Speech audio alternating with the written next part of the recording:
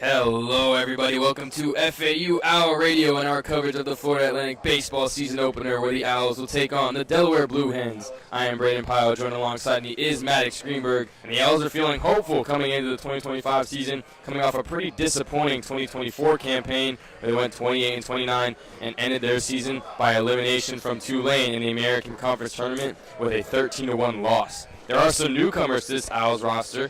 Guys like Aiden Garcia, Danny Baez, and Marshall Lipsy are all transfers that are looking to make an immediate impact to the Owls lineup. Maddox, what does Florida Atlantic need to do today to start their 2025 campaign on the right foot? Well, Brayden, FAU needs to start strong, pitching in the beginning of the game to set the tone. Sophomore pitcher Trey Beard is on the mound, coming off of a solid true freshman campaign where he had 66 strikeouts, and he needs to give FAU a strong 5 to 6 innings to ensure the bats have enough time to get going. Then, they need to start swinging when they're on offense, getting an early lead and maintaining it throughout. Transfers Aiden Garcia and Jake Dewar are just the ones to do that. Dewar from TCU is batting second. Garcia from Golden West College had 13 home runs and batted .340 as well as 79 RBIs. Garcia is batting fifth. Those are the two guys to look out for in today's game. Yeah, and especially for FAU, I know dating back to last season, a big struggle for them all year long was just inconsistent pitching and hitting, honestly. There'd be games where they get straight up blown out, like that Tulane loss to end their season 13-1. There'd be some high-scoring games where they either win barely or barely lose. And then there'd just be games where it's close losses, low scoring. So it's very, very swayed outcomes from the last season. And I think this season, Coach Mack is definitely looking to have a more consistent roster. And I think a lot of new additions from the 2024 recruiting class and some new coming transfers. I know Trey Beard is on the mound tonight, but the pitching staff is definitely looking for a boost. James Littman, a name to look out for. He's pitching on Sunday. We'll be back at the start of the top of the first inning on FAU Owl Radio.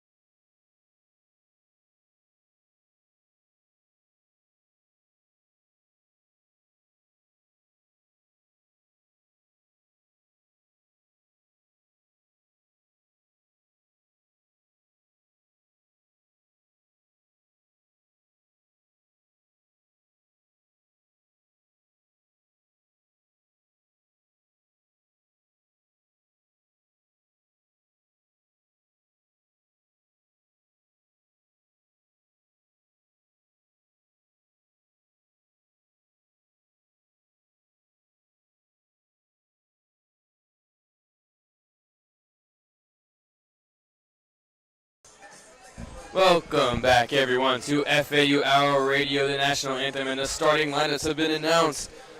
Hitting leadoff for Delaware, left fielder number 17, Andrew Amato. Batting second, first base, number 16, Vincent Davis. Batting third, right fielder, number 22, Aaron Graber. Batting cleanup, third base, number 7, Evan Bolden. Batting fifth, second baseman, number 5, Aiden Stewart. Batting sixth, DH, Rory Finn. Batting seventh, shortstop, number 19, Brett Lesher. Batting eighth, catcher, LT Cockrell. And batting ninth, the center fielder, number 23, Jackson Tyre. Pitching for the Delaware Blue Hens is number 33, Ryan McLaughlin. Pitching for FAU, of course, is Trey Beard, the sophomore. Coming into the season is going to be their Friday night light guy, it appears to be. He sits at around 90, 91, 92-ish. But, I mean, when you have that devious slider and curveball, fastball trio, it's really hard to hit, no matter the velocity, especially when you have that, that sidearm action as a lefty. They say that if you pitch 90 as a lefty, it's equivalent to pitching 95 as a righty. That's what I've been told, Maddox. Mm-hmm. I'm not sure if you've heard of that, but from around the block, I've heard it. Yeah, I definitely haven't, heard that, as we mentioned before the broadcast. I never really played sports, especially for baseball, because I was a young kid, dude. Baseball wasn't my thing. Just now I'm really getting into baseball. Yeah. I've been enjoying some college baseball today. I've been enjoying a lot of college baseball the past couple of years, and getting into the game and whatnot. And it's good, very exciting. As a kid, I thought it was pretty not entertaining, but then over time I realized it is an art. It is a great, beautiful sport. Yeah. It is. So It's America's pastime. exactly, yeah. And I will say Trey Beard is a very over-the-top lefty. Yeah. He does have a very over-the-top release. It's not as sidearmy as most lefties are, Yeah. but it's still disgusting. We're going to see that slider come into play. Fastball. That slider fastball of him pitching 90 as a lefty, that proved to be useful because, as you mentioned in the intro, he struck out 66 batters. Yeah. So that proved to be useful, and that shows why he is the starter for the season opener, the season home opener for FAU. He was asked preseason about his pitching and what pitches he was going to throw, and he mentioned he did rely heavily on that fastball in his freshman campaign. But, playing as a true freshman is very tough, so you do want to rely on your best pitch. But he did also mention how he's definitely going to sprinkle in a slider, a changeup, maybe a curveball in there too. Mm-hmm. So I'm really excited to see what Mr. Beard has cooking up for us today. Like we said in the pregame intro, ideally you want to get 5-6 innings out of him. He's probably going to go 90 to 100 pitches unless he's getting absolutely rattled by the bats. But we're about 30 seconds away from first pitch. No, I actually do want to bring up that Delaware, looking at their uniforms, blue caps, gray uniforms, looks a lot like the Kansas City Royals a little bit out there. Yeah, it does. And FAU wearing it all white. Catching is Aiden Garcia. First base is Jake Millen. Second base is number 21, John Martinez. Shortstop is number 5, Brando LaRoe. Third base is number 9, Nick Romano. And left field is number 10, John Schroeder. And center, it's number 24, Marshall Lipsy, the transfer from Georgia Tech. He sat out last season due to transferring. And right field is Jake Dewar, number 15, transfer from TCU, who we mentioned in the pregame. Mm-hmm. Andrew Amato, the lefty, comes up. First pitch from Beard is in there, called strike one. And, man, that fastball has some zip on it.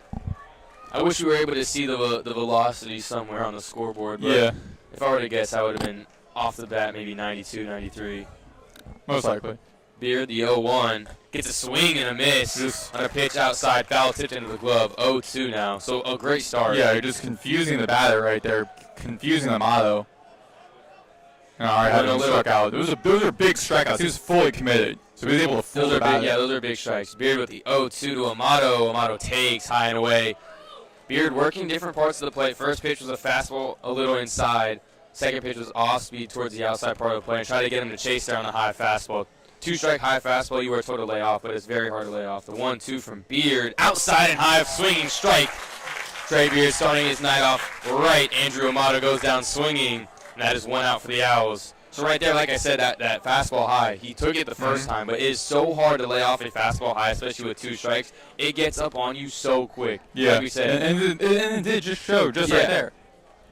He sits around 90, 91, 92, but that pitch looks like it's 98 as a hitter. It's so hard to get square on a high fastball like that. Up next for Delaware is number 16, Davis, the righty. Beer, the first pitch is fouled way out towards the outdoor courts. They better watch out over there. That could get a little bit dangerous. Yeah. For sure. That could get. I mean, we saw like a couple guys playing cricket ball over there, so now the guys playing basketball. So, but imagine like one of the guys from cricket who just saw that, he was able to swing that back. Here, the 0-1 gets fouled off by Davis again, almost at that first base line. Almost hit the concrete field lights over there. Yeah. So 0-2, he's gotten 2 swinging foul balls, and he's late on both of them. So you can use that to your advantage here if you're Trey Beard. 0-2 again. To Davis, a swing and a miss on a low off speed, so Trey Beard back-to-back swinging Ks to start off the night. And like I said, when you have a hitter that is so late, you can tell that they're kind of guessing, especially on an 0-2 count. So you can get them waving and missing on that off-speed low. But also, as we were mentioning earlier before the game, how a lot of times in the beginning of the games, batters don't know, especially in the home openers, first game of the season, you don't know what type of pitcher it is. You got to wait until the second time at bat for all people in the bat in order to understand what that pitcher is. Here the 0-0 to Graber. Graber swinging first pitch, and he's late. Yeah, he's late on that one too. Outside fastball. Beard is really feeling it. Yeah, so Coach John McCormick really showing why he invested in Trey Beard to start. As a Friday night guy. Beard the 0-1. Called strike 2 on the outside part of the plate, and another 0-2 count. That's 3 back-to-back batters he's faced. He's gotten 0-2 counts. And, I mean, it's really hard to hit when you're in 2 strike counts like this every single at-bat. Beard, the 0-2 to Graber outside. Good take there from Aaron Graber. But you, as a pitcher, one of the best things you can do is use your misses. So an outside fastball there, you can use that same tunnel and throw an off-speed to maybe catch the outside part of the plate for a strike. Beard, the 1-2 to Graber. Low, and it's called ball 2. So 2-2 count now, 2 outs. No runs on the board, of course, after the 2 back-to-back swinging Ks from Trey Beard. Beard winds up, kick, steals the 2-2 to Graber. Grounded hard towards Millen, and it's going to bounce foul. Graber trying to extend this at bat. Another thing with this, when you work counts, you extend the pitch count. And in softball, it's a little different. The last game I called, you know, those softball girls can throw 150 pitches because it's less stress. It's more shoulder action. Yeah, it's all underthrow pitches. A lot of them look very, like, similar. There's not really any, like, curveballs, fastballs or nothing. In baseball, it's a lot of tension on your elbow. I mean, after this pitch right here, the 2-2 swing and miss. 3 straight Ks for Trey Beard to start off the Owls pitching season. Oh, my goodness, Trey Beard. He might have a night tonight. We will be back for the bottom of the first where the Owls will come up to hit on FAU Owl Radio.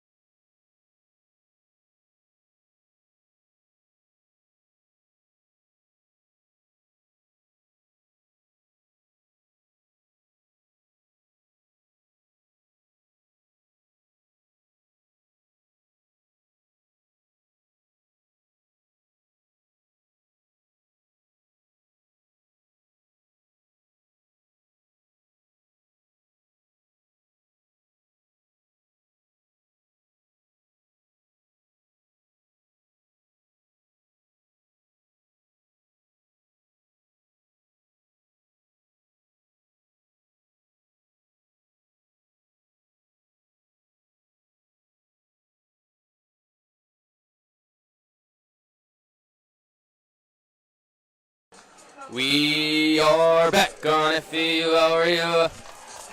Brando LaRoe is going to be leading off for the Owls, coming off a solid campaign last season at IRSC. He's a transfer from IRSC, Indian River State College. He played 88 games, had 7 home runs, and 64 RBIs with a 331 batting average, Maddox, which is pretty devious if you ask me. McLaughlin. First pitch left high by LaRoe. I will say, LaRoe is definitely not the tallest guy, so he's definitely got a reduced strike zone. He's about 5'7". So it's going to be hard for McLaughlin to get some pitches in the zone here. The 0-1 is high, probably at LaRoe's face. Yeah. For sure. Not a lot of film on Ryan McLaughlin, I'm not going to lie. Redshirt freshman, right-hander. I think it brings a little bit of an edge.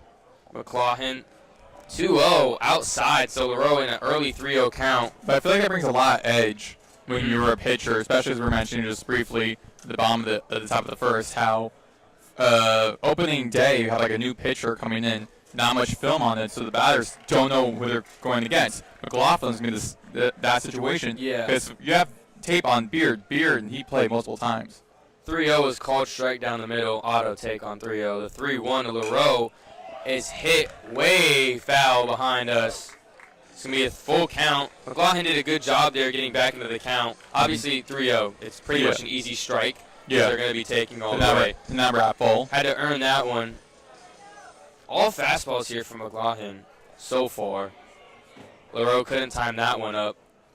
McLaughlin, the full count. Ooh, the payoff pitch. It's called strike 3. It looked a little bit inside and high. Umpire had to disagree with me there.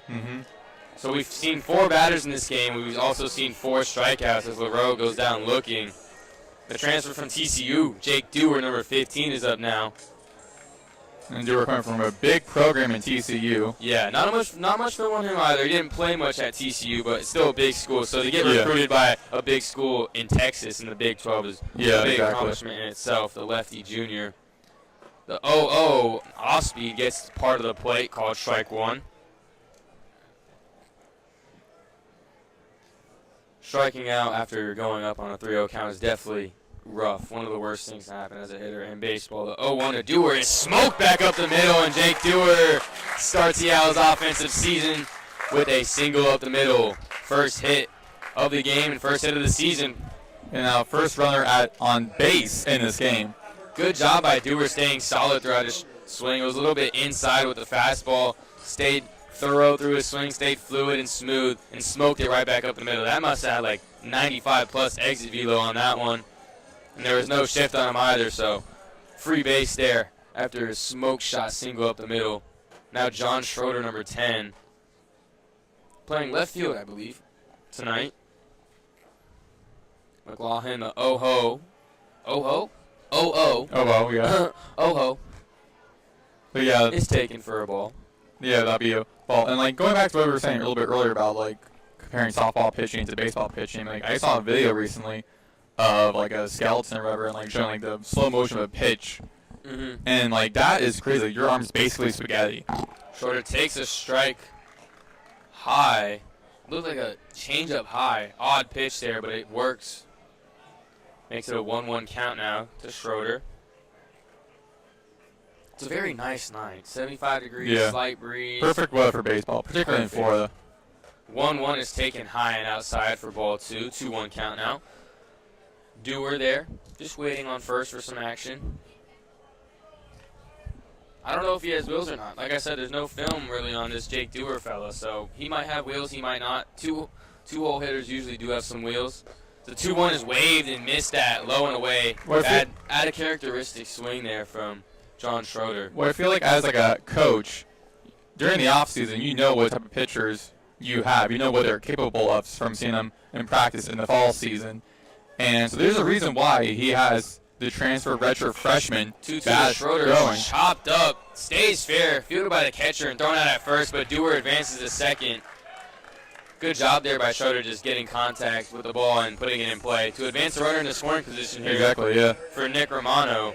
Yeah, there's a reason why McLaughlin is playing tonight. It's no mistake that the head coach made. There's a reason why you have a true season opener always goes to your best guy. So McLaughlin, I am not doubting his capabilities at all. Exactly. But again, like it puts us as broadcasters on our seats, but particularly the batters, because they don't know what this guy is. Yeah.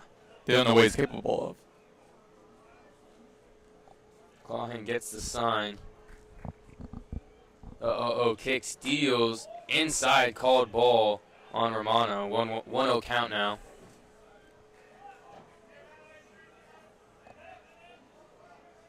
Clawson's done a good job of commanding that fastball early in counts, getting out in front. Same with Trey Beard on the other side. The 1-0 to Romano. Ooh, a good off-speed catch to the outside part of the plate. Looked like a slider there. A front door slider. Catches the outside and low corner for strike one. 1-1, 2 outs. Dewar stranded at second so far, but see if they can get him off that island. Another backdoor slider from McLaughlin. He's really commanding that slider. Oh, 1-2 count now for Romano. 2-strike approach here. Just make contact and fight to see another pitch. McLaughlin, the 1-2, smoked foul by Romano down the first baseline. If that would have stayed fair, that would have been extra bases and a run. Yeah. Get a new ball after that, too, if you're the pitcher, you know. I think I saw a stat somewhere saying the average baseball life is 3 pitches in the major leagues. 3 pitches. That's all a baseball season until it's thrown away and you get a new one. Wow. Crazy, right? Anyways, 1-2, 2 outs. McLaughlin deals to Romano, high and inside, taken for ball 2. Like, I know I read somewhere that baseballs, like for every baseball game, there's about 20 to 30 they have. Because again, they did mention before the game, the PA announcer did mention a foul ball, bring it back to us. But like in the pros, 2-2 taken outside, so full count now. Romano's worked it full after being down 1-2. But in the pros, that's really not the case. I mean, they have they use the in-game balls that are thrown away for, you know, practice, batting practice, all that. They still pitch with them in practice, just in games they have to get a new ball. It's a different feel. McLaughlin, the full count, kicks, steals. Romano flies it foul behind the third baseline. He's going to fight to see another pitch. Good at bat here from Romano after being down. He's fouled off 2 pitches. He's taken 2 balls. Seems to be locked in here early. He's got to be wary of that outside slider that McLaughlin has hooked on to the outside part of the plate for strikes. And FAU batters right now are 1-3.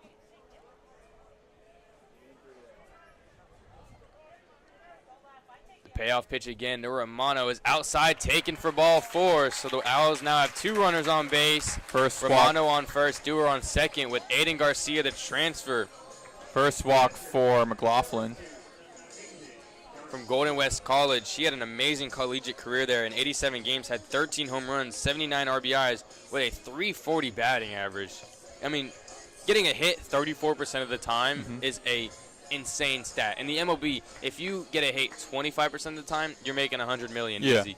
And again, this is someone that we brought up. Sweet Escape by Gwen Stefani. Great walk-up song choice, by the way. So I'm thinking. Yeah, he's someone who we brought up earlier in the broadcast of like someone to look out for, and we'll see what he's made of. The Garcia's called strike. Got that fastball to sneak low and in on the inside part of the plate, but I mean that walk-up song is top 5. So I'm thinking 500-foot home run here from Garcia just based off the walk-up song. McLaughlin, the oh-ho to Garcia. I keep saying oh-ho. Yeah, I don't know. It's really like maybe I have a speech impediment, but I can't say oh-oh. It's really hard because, you know, like the oh. Yeah. Garcia fouled it off, by the way. It's 0-2. But, like, it's like it comes from the back of your throat. So it's like I'm breathing out, and then, like, I have to, you know. So when you're saying the second oh, you're kind of breathing into that. Yeah. Okay. Like, I don't know, man. Oh-oh. It's just hard for me. The 0-2 to Garcia. Bounces behind him. Good block there from the catcher, Cockrell. Keep the runners staying at second and first. But there's a lot of pressure on McLaughlin right now because not only are you in your I believe it in his first ever starting appearance, but also you as a redshirt freshman are starting the season off for your team to begin the season, and you have 2 runners already on base. To Garcia is smoked left center field and deep. but it's going to be ranged down and caught Well, that by was the center fielder. It was a little bit shallow. It had some backspin. that wasn't the 500 you were looking for. It wasn't that deep, no, but you know, it's hard to tell from this angle. It had a lot of backspin. If it had more forward spin, it definitely would have traveled to the gap, but it kind of died midair there. Yeah. Good swing nonetheless from Aiden Garcia. I mean, it's a little bit windy. It's a little bit windy out as well, so I think the breeze is the right coming in, he got under it a little bit, backspin, a bunch of different characteristics that, you know, impacted that fly. We'll take a short break here as Trey Beard is going to come on the mound for the top of the second on FAU Owl Radio.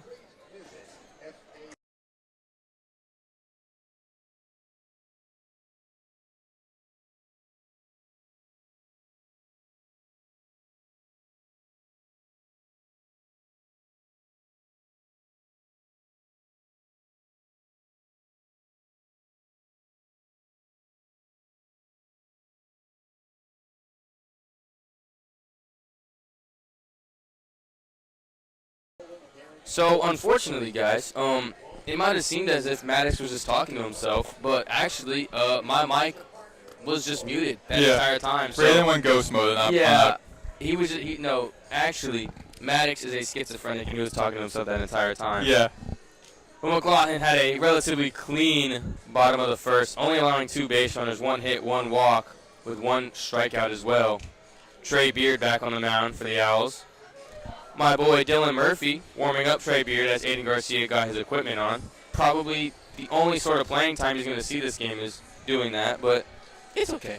It's okay. Murphy ain't playing, he's not in the batting order. Nah, all right.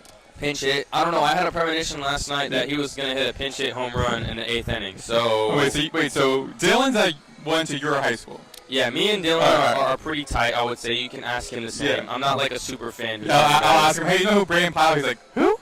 No, he follows me on Instagram. I have his number. I snap. We have like an 800 snap streak. Dang. Like we're tight. I've known him since freshman year. You know what I'm saying? Yeah. He's taught me a lot. I think I've taught him not that much, but like great friend, Dylan Murphy. Great guy. Any ladies watching, hit his line. He's an amazing person, and he's definitely not only 5'10". He's 6 foot. Bolden leading off for Delaware, and it's smoked high to left field. Yeah, under it. Bolden got under it. First pitch, high fastball from Beard. I think you and I can both agree. I think all men can agree. 5'10" is 6 foot. No. I can't agree because... Oh, no, 5'11". 5'11" is basically 6'10". If you were 5'11" without shoes on, yes. Yeah. 100%. But 5'10", we're really stretching it. We're really stretching it. Yeah. If you're 5'10", don't even say you're 5'11". Just say you're 5'10". Because if you're 5'11", people are going to be like, this dude's actually like 5'9". Yeah. Just say be honest with your height. Yeah. Beard the 0-0 to Stewart. Fastball high, called ball 1. Yeah, as we were mentioning that Dylan went to your high school, but actually was a player on FAU who's not playing today because he's a freshman, but he also went to my high school. Jaden Harrio, his roommate. Yeah. Oh, roommate with Dylan? Yeah. Oh, wow. Yeah. just high pitch. Called ball on the last pitch. Yeah, glad your mic's on for this. Yeah, me too. The 1-1. Ooh, a good off-speed catch to the part of the plate against Stewart. It's a 1-2 count now. Trey Beard ahead of the count again, and that's the key to success. As a pitcher, you need to get ahead of the count. As a hitter, you got to do the opposite. You got to get the pitcher behind. The 1-2 gets another swing and a miss. Trey Beard with 4 strikeouts through 1 2/3 inning, and Aiden Garcia. That's what we've been mentioning. He just lost so much aura. Yeah, and that's what we've been mentioning is after that strong campaign, he needs to have a good, strong 5 to 6 innings. I believe right now, Brayden. You and I can both attest to this. Yeah. That it seems like that's going in that direction. Strong 5 6 innings, and have the Owls. Now you just got to rely on the offense or swing. I'm not sure if you know this, but every time you strike someone out, the catcher throws it around. Yeah. 0-0 to Finn is called strike 1. Oh, wait, good job for not saying oh-ho. Yeah, I'm trying. Yeah. So they throw it around, they go shortstop, first, third, second, and then second goes to the pitcher, something like that. 0-1 is waved and missed at by Finn. He swung right before the ball even got there. Yeah, a good changeup there from Beard. And Garcia was trying to throw it around, and Brandon Rouleau is 5'7", so it's really hard not to miss him, and he threw it over his head. Oh my God, Trey Beard on the 0-2 gets another swing and a miss, striking out 2 in the top of the second, and I believe only had 7 pitches that inning. We will be back on FAU Owl Radio for the bottom of the second, where the Owls will be taking the play. And I promise I will unmute my mic this time, and Maddox will not be talking to himself the entire time. Yeah. And I will also try not to say "oh ho" any more times. Yeah.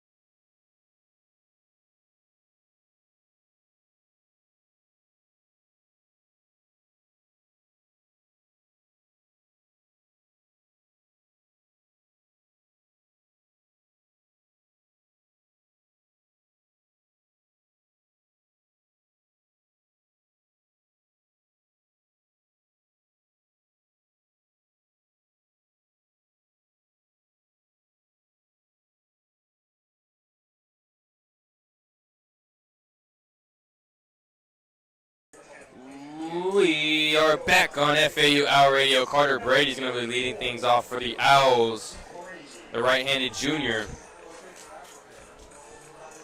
Career 244 average for Brady, 8 home runs, 30 RBIs, and a 318 on base. It's the 6'1", 23-year-old. He's an old feller, old junior. He'll be a 24 redshirt senior. Just, like I said, it's pretty old. Oh, to Brady is swung and missed. Good fastball there from McLaughlin. Brady just wasn't ready for that one. He was really late. And also, you're living up to your promise, being like, hey, I'm not going to say oh anymore. You're living up to it. That's good. I am trying. I'm probably going to slip up one more time. 0-1, McLaughlin, outside off speed. Good take there from Brady. Makes it a 1-1 count. Brady's a big guy. Carter Brady's a really big guy. I don't have his weight. I just have his height. But I'm thinking like 220. As a 1-1 is smoked into the right field. Right past the outstretched glove to the first baseman, Davis. Yeah, Davis tried to leap for it. Looks like something out like a movie, and the infield was shifted to the left on Brady. He's definitely a pull side hitter. Yeah. And that one he got jammed a little bit, but he smoked that inside fastball to right field. Owls have another runner on base to start it off with Jake Millen coming in. Pop Smoke as his walk-up song. Enjoy Yourself. It's a mid-song. Pop Smoke definitely has a better song. I'll give it a 5 out of 10 on the walk-up. I didn't hear Carter Brady's walk-up. To Millen. Bounces behind him again. Now, one thing I want to bring up is so far I don't see anyone on the field. No coaches, no umpires, no players, with pink cleats. No, neither. I'm not going to see pink shoes in baseball. I mean, unless it's breast cancer awareness. Yeah, probably. But breast cancer awareness is in October. I would say if you were a baseball player for like FAU, would you be wearing pink cleats? For sure. All right. The 1-0 to Millen is high and outside for ball 2. 2-0 count out of Millen. Brady at first. Yeah, I would wear pink shoes for sure. If I played any sport, I'd be wearing pink shoes. I only don't wear pink shoes out in public because I haven't found any pink shoes. Because like pink shoes are probably like, they're more like geared towards women, so like a lot of smaller size. 2-0 is called a strike. Now you were mentioning with the previous batter Brady, he's more like a pull side hitter. Yeah. So for me, because I said I never really played baseball, having really just started getting into baseball the past couple of years. 2-1 is smoked by Millen in the right field. It's in the corner. At the Brady headed to third. It's got in quickly by Graber, but oh my goodness, strong Millen with an absolute frozen rope in the right field. Strong double right there. Owls are cooking early in the bottom of the second. That was a low and inside pitch, and he absolutely smoked it into right field. And that one wasn't even really in the corner. It had some room in right field, but it was hit so hard that it got to the wall before the right fielder even had a chance to cut it off. It stayed in the warning track, so. Wow, that ball was smoked by the switch hitting senior Jake Millen. Now Martinez up to hit. McLaughlin. 0-0 to Martinez is called ball one on the outside part of the plate. Now, kind of going back to what I asked earlier before that basically that bomb by Millen. So, you said Brady was a pull side hitter. Now, as I mentioned earlier, I never played baseball really, and 1-0 is swing and a miss from Martinez, right? Yeah, never really played baseball. I just started getting into really getting into baseball, softball the past couple of years now. So I don't know what pull side hitter is. Like you mentioned, everyone was kind of going into the left when Brady was at bat. He was batting right. So what is a pull side hitter? 1-0 is waved and missed on by Martinez. So a pull side hitter, it's pretty simple. You hit the ball to where you are bad at. So if you are a lefty, you're pulling it to where you're standing. So you're going to pull it to right field. If you're a righty, you're going to pull it to left field. That's pulling. Okay. Yeah, so. So 1-2, a wave and a miss from Martinez again. McLaughlin trying to get his get back on this Owls lineup with a swinging strikeout on John Martinez. So yeah, most hitters are pull side. It's really, especially lefties. Lefties are very pull side. Because the bat's going with you the entire time. Yeah. Right, and it's just how it works. Yeah. There's a specific reason, but I don't know that reason. But it's really hard to stay, solid through your swing and hit opposite field. Yeah. Unless the pitch is outside, of course. Now this is Lipsy. 0-0 to Lipsy, called strike one. Yeah, Marshall Lipsy. Sorry. I have a frog in my throat. Okay. Transfer from Blinn College, his 17 home runs, had 96 RBIs with a 321 average. So I was pretty surprised to see him batting ninth. So 0-1 to Lipsy is called strike two again. I can start to see why they have him batting ninth. With runners on second and third, you're in a prime position. You just got two meatball fastballs. You got to get the bat off your shoulder. It seems like a hole here, 0-2. And it seemed like the past couple of FAU batters, they're just going right over to the right side, and Delaware's defense is pretty weak on the right side. So if I were Lipsy, take it for ball one. If I were Lipsy, I would try aim more towards the right side. I would just put the ball in play. It's really hard to aim, Maddox. Especially with the velocity. So you can't really aim. You just hit where it's pitched. That's what you're taught. 1-2 to Lipsy. Hits his right, the front of his. Hits his heel. Yeah, if I were Lipsy, the bases. If I were Lipsy, I would take that. I'd be like, hey, he wasn't looking that strong as a batter. So hey, just getting hit by a pitch, run up, get automatically walks. I'll take that because I'm at base. And I will say, that is one of the best spots to get hit is the back of the heel because that is the most reinforced spot of the heel. They have the ankle brace so he right probably there, didn't. It felt like he got flicked on the back of his heel, so no pain whatsoever. Now the bases are loaded for Brando LaRoe, the 5'7", 21-year-old.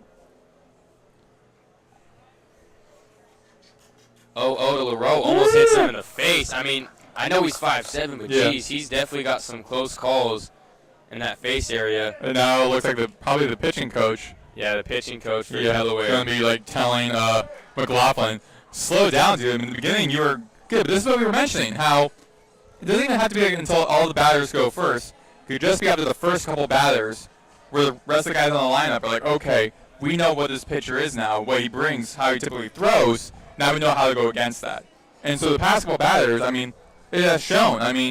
Brady got hit, Millen got hit, Martinez, I believe, got struck out, but then Lipsy got hit by a pitch. So Daniel Sweeney, the pitching coach for Delaware. I'm just looking up his general info here. I'm genuinely curious.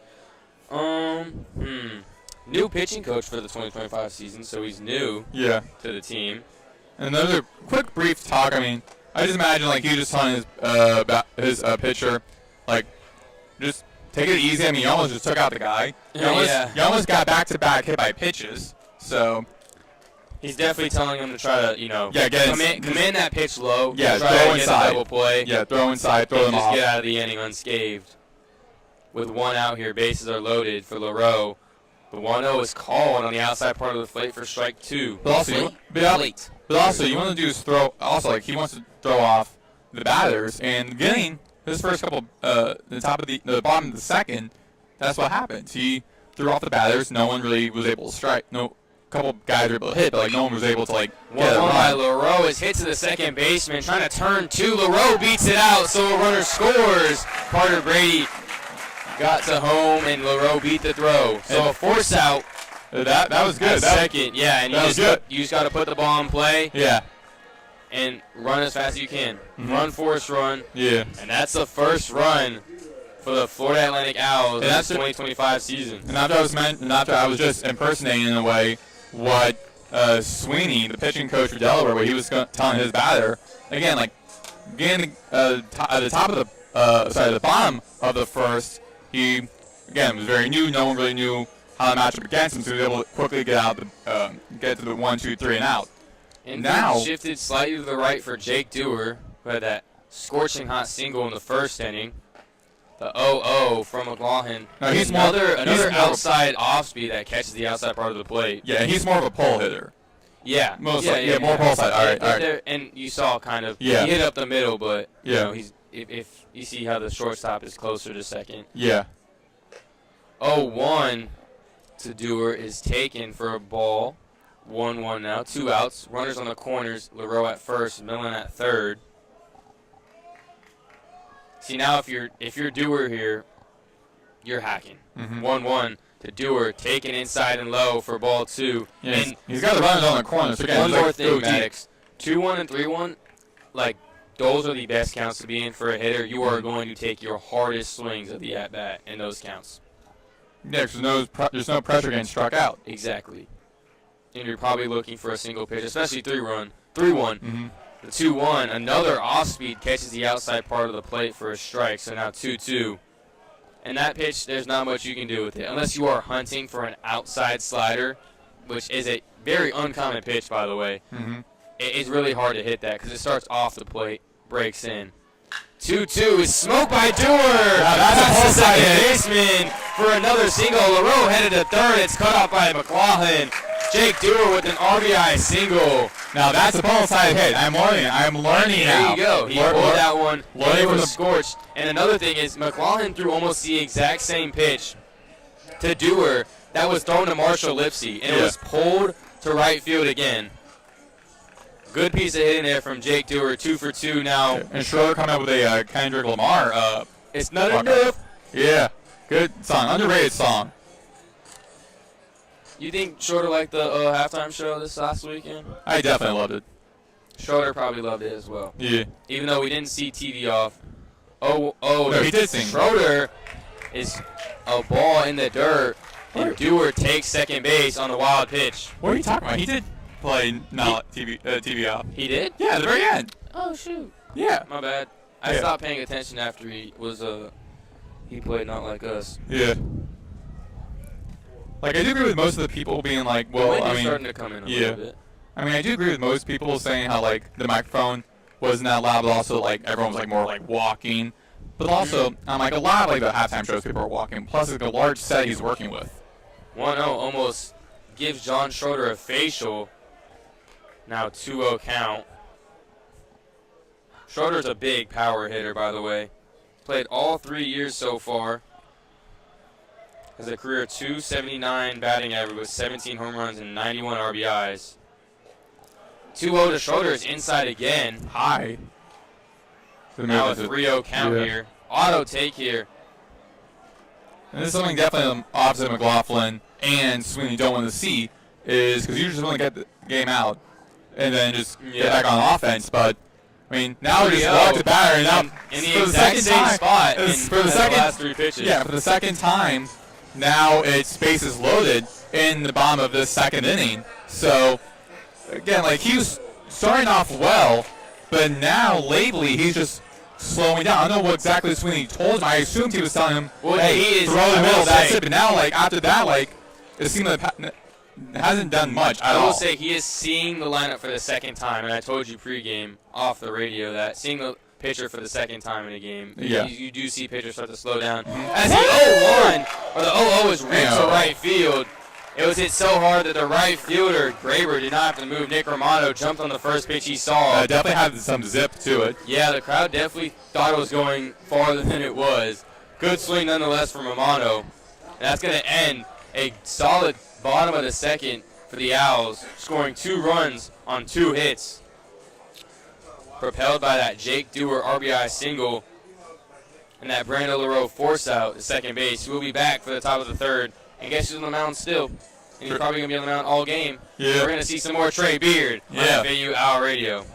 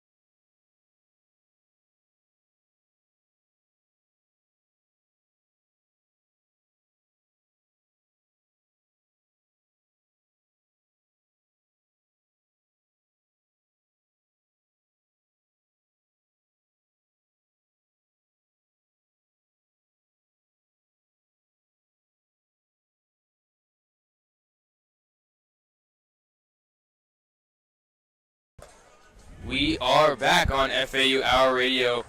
Trey Beard gearing up for the top of the third. Already has 5 Ks on the night. Looking to continue that success into the top of the third. Owls are hitting pretty well. Batting .400 so far in this game, having 2 walks as well. Struggling a little bit with runners on base. They're 1 of 5. As Beard's 0-0 pitch is taken for a ball, 1-0 now, to Lesher. 0-1, a good breaking ball low, and Lesher swings and misses at it. That definitely changed in the middle because the batter already swung right before the ball hit. Yeah. That's like the second time we've seen that. 1-1 to Lesher, catches the inside part of the plate for strike 2. When you start off with a fastball and then you go off speed directly after it, it's a good, switch of speeds, and it keeps the hitter on their toes. 1-2 to Lesher, outside off speed taken for a ball. That was close. 2-2 count now. Brett Lesher, redshirt senior, 6'5". Dang, 6'5" is pretty tall. It's like average NBA height, but for normal people, I feel like that's 2-2 to Lesher, fouled straight back. Some crowd reactions there, even though there is a protected netting. But I feel like for the average, quote unquote average, everyday 9 to 5 type world, 6'5" is if I see a dude walking, I'm like, dude, do you play basketball? Yeah. 2-2 from Beard to Lesher is grounded softly to third. Romano diving in on it, throws it over to Millen for an easy out. Yeah, when you're 6'5", it's kind of hard to run fast as well. Yeah. I mean, I learned in my summer camp one time where the person who was in charge of it, he coached high school football, and he said what he told his guys was when you run with more space between your legs because it adds more distance and more room for you to go. But also, I then watched Oda Cockrell is a called strike 1, 0-1 now. Yeah, but then I watched a movie recently, a great sports movie, highly recommend. It's called Race, and it's about Jesse Owens in the Berlin Olympics. 0-1 from Beard, called strike 2. And his coach, what he told him was run with short steps because that propels. Because if you're running, because basically in track and field, if you're running. 0-2 from Beard, taken inside. Yeah, but if you're running with longer stride, that's taking up more space. But when you're running in short strides, you're getting there further. Gotcha. And getting there quicker. 1-2 from Beard's high for ball 2. 2-2 count now. There's actually something my dad learned when he was a kid, because my dad, when he was a kid, he helped my grandfather, who was in charge like a lot of like track and field events, especially for some stuff for the Olympics. My dad helped time that stuff. So he learned a lot about like 2-2 cockroach check swing, called for a ball. They're saying he swung, so another strikeout for Trey Beard. It did look like he went. Not sure why the home plate umpire didn't call that himself. But 6 strikeouts now for Trey Beard. Who knows? Maybe the umpire is Angel Hernandez. I mean, he just retired, so. Yeah, I doubt it. No one can be that bad. He just wanted to give his first base buddy some shine. Yeah. On the call.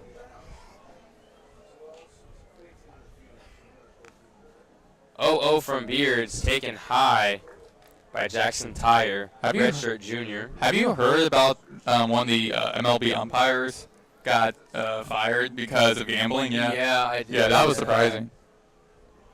1-0 to Tyre. Beard gets a swing and a miss. I also feel bad just because I feel like that's hurting the image of umpires already, because in this day and age, everyone is grilling referees, officials, umpires all day and night. Especially with the advance, especially with social media now out, everyone's having more platform to talk bad about refs. 1-1 taken inside by Tyre. Yeah, 2-1 count now. Yeah, and to criticize officials. So, I mean, I feel, of course, it was good for them to fire the umpires. I mean, gambling, that's conflict of interest. 2-1 from Beard is a breaking ball off the plate. I mean, that's a conflict of interest. That's bad as a official. That's not unethical.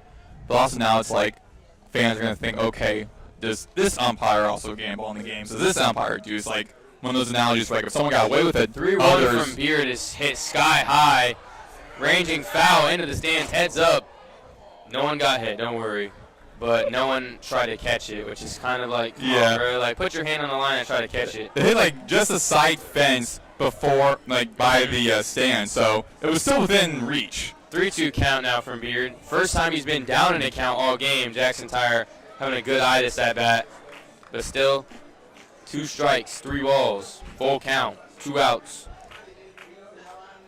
Delaware, I'm not even going to say it, but they have not put the bat on the ball well enough to get on base. Yeah, and this is exactly what we've been saying. Which implies that they don't have any something. Yeah. I'm not trying to have the announcer jinx. The 3-2 from Beard is swung on and missed. Trey Beard. Oh my goodness, he is slicing and dicing these two hands tonight. He's doing exactly what we said at the start of the broadcast, which was have strong innings and then just rely on the offense. The offense is now starting to kick in, and we're going to start seeing him here when we return to Owl Radio, but he's doing his job right now defensively. The defense is doing their job. Now the offense is starting to get some zip to them 7 strikeouts through 3 innings for Trey Beard. I know you're not much of a baseball watcher, but I'm sure you can understand. That's impressive. That's really impressive, striking out 7 of the 9 guys you faced. Yeah. And a lot of them have been swinging strikeouts as well, so they really have no clue where Trey Beard is going so far. And we'll be back for the bottom of the 3rd. The Owls will be taking the plate on FAU Owl Radio.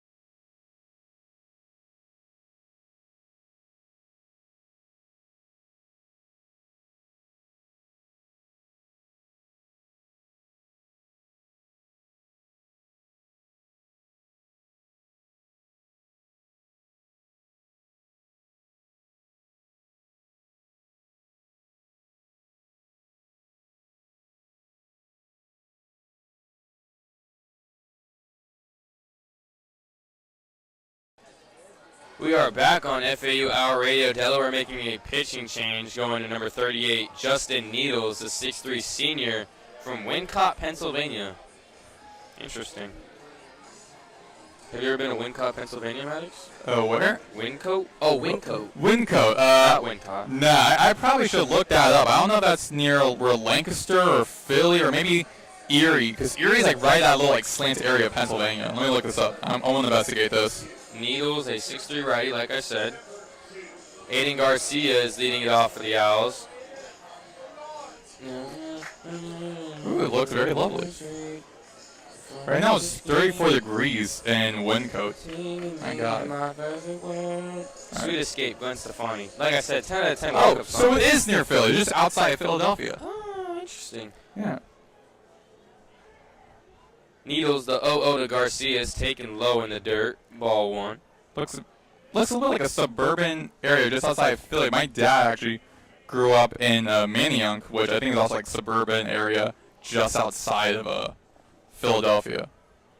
1-0 from Needles, taken high and outside from Garcia. Ball 2. Garcia is a very compact human being, which means he's got a lot of power. As I talked about earlier, has 13 collegiate home runs. Yeah. Needles, winds, kicks, deals to Garcia. 2-0, taken inside for ball 3. So Garcia up 3 balls, no strikes in the count. Another thing, I'm sure you've observed this from doing softball and baseball games. 3-0 counts, you do not swing. Yeah. You do not swing. Like, you have to have big cojones to swing on a 3-0 count. Well, let's see what he does. Good. He doesn't. No, you're never, unless they're winning by a lot or losing by a lot and the bases are loaded, you're not going to see a swing on a 3-0 count. Or someone just pulls you off from the street, say, okay, now you're going to be this batter. I have no idea what you're doing. You would get taken out of the lineup if you swung 3-0. Yeah. 3-1 from Needles to Garcia is taken for ball 4. Another base runner for the Owls. And now the DH, number 34, Carter Brady. With his Pop Smoke guy. The Pop Smoke song. This is not Pop Smoke. No. This is Drake? No, it's not Drake. No, it doesn't sound like Drake. It's definitely not Pop Smoke, though. Maybe A$AP Rocky? Probably. Okay. Needles, winds, and deals to Brady, taken inside for ball 1. Needles, wines, and deals. All right. You're doing a little bit of rhyming. You know me.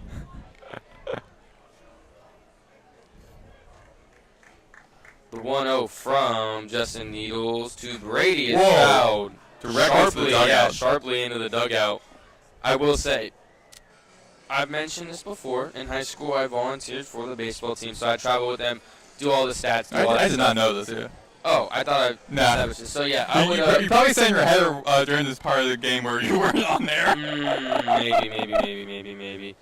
So those, when a pitcher threw, like, fast, we would have to be, like, on guard. Yeah. If it was, like, a righty hitting, because it'd come in the dugout. Yeah. As the 1-1 is fouled back towards us, and it bounces about 5 feet away from us. Right at the stairs near us. Orange Shorts kid ends up with the ball. Yeah. Nice mullet from the Orange Shorts kid. I almost had light flashing before my eyes at that very moment. It would be very hard because we have a tent netting over us and netting. It would have to be hit perfectly for it to somehow make it to us. 1-2 count now. Needles deals to Brady, and it's a wild pitch. That'll be an error. Garcia is going to take second easily. Not an error. It's a wild pitch, so it's just but for softball, like, that's not the case because there's no tent, so you're with the crowd. But particularly, a lot of the games are during the day, and right now, this time of the season, it is very sunny and very blue skies. Yeah. So having a ball fly up in the air, you have no idea where it's going, and you have expensive equipment you're working with. So, yeah, you never know with the softball games, but here we have a little bit more protection. 2-2 from Needles. He's waiting a really long time. Winds and deals to Brady, and it's taken outside for ball 3. Brady's worked the count full now, with Garcia looming on second. No outs still. The Owls have a 2-0 lead in the bottom of the third. Have 4 more hits than Delaware, and the Owls have only 4 total hits. So I'm trying my hardest to not say a specific piece of information as the 3-2 is flown high to right field. That's me easily caught, though. Easily caught by Graber. as Garcia tags from second to third. So now a runner on third with one out. Brady does his job. Carter Brady, that's what you. Yeah. You know, it's not a bad outcome. Yeah. And move the runner over. And with Greenburg, he's a preseason top 100 player right now as an outfielder, and I mean, I wouldn't say it necessarily shows, but like a couple of the balls where went sky high, a couple of those flyouts went towards him and they were easily caught. Didn't have to move really hardly at all. Jake Millen now, 6'2", switch hitting senior, up to the plate with Garcia on third, getting a big lead. A really big shift on Millen here. Yeah, everyone's going right. To put some perspective, there's no one covering third base. Garcia is definitely closer to the pitcher than any other fielder and is about 30 feet away from the third baseman. So that just tells you how big of a shift they have on Millen. 1-0 to Millen, called high and outside for strike one. But if you're Millen, I mean, I gotta tell you, you practice bunting every day in practice. You gotta lay one down here. I mean, come on. I mean, there's no one at third base and there's a runner at third. Just bunt there, sacrifice bunt. You'll probably get out before you get to first. However, you'll have send Garcia to home plate and get up 3-0. Needles takes the 1-1, or throws a 1-1, and it's taken for a ball. 2-1 count now. Also, it could be a hit easily, because if you push it far enough, there is no one to field that. Yeah.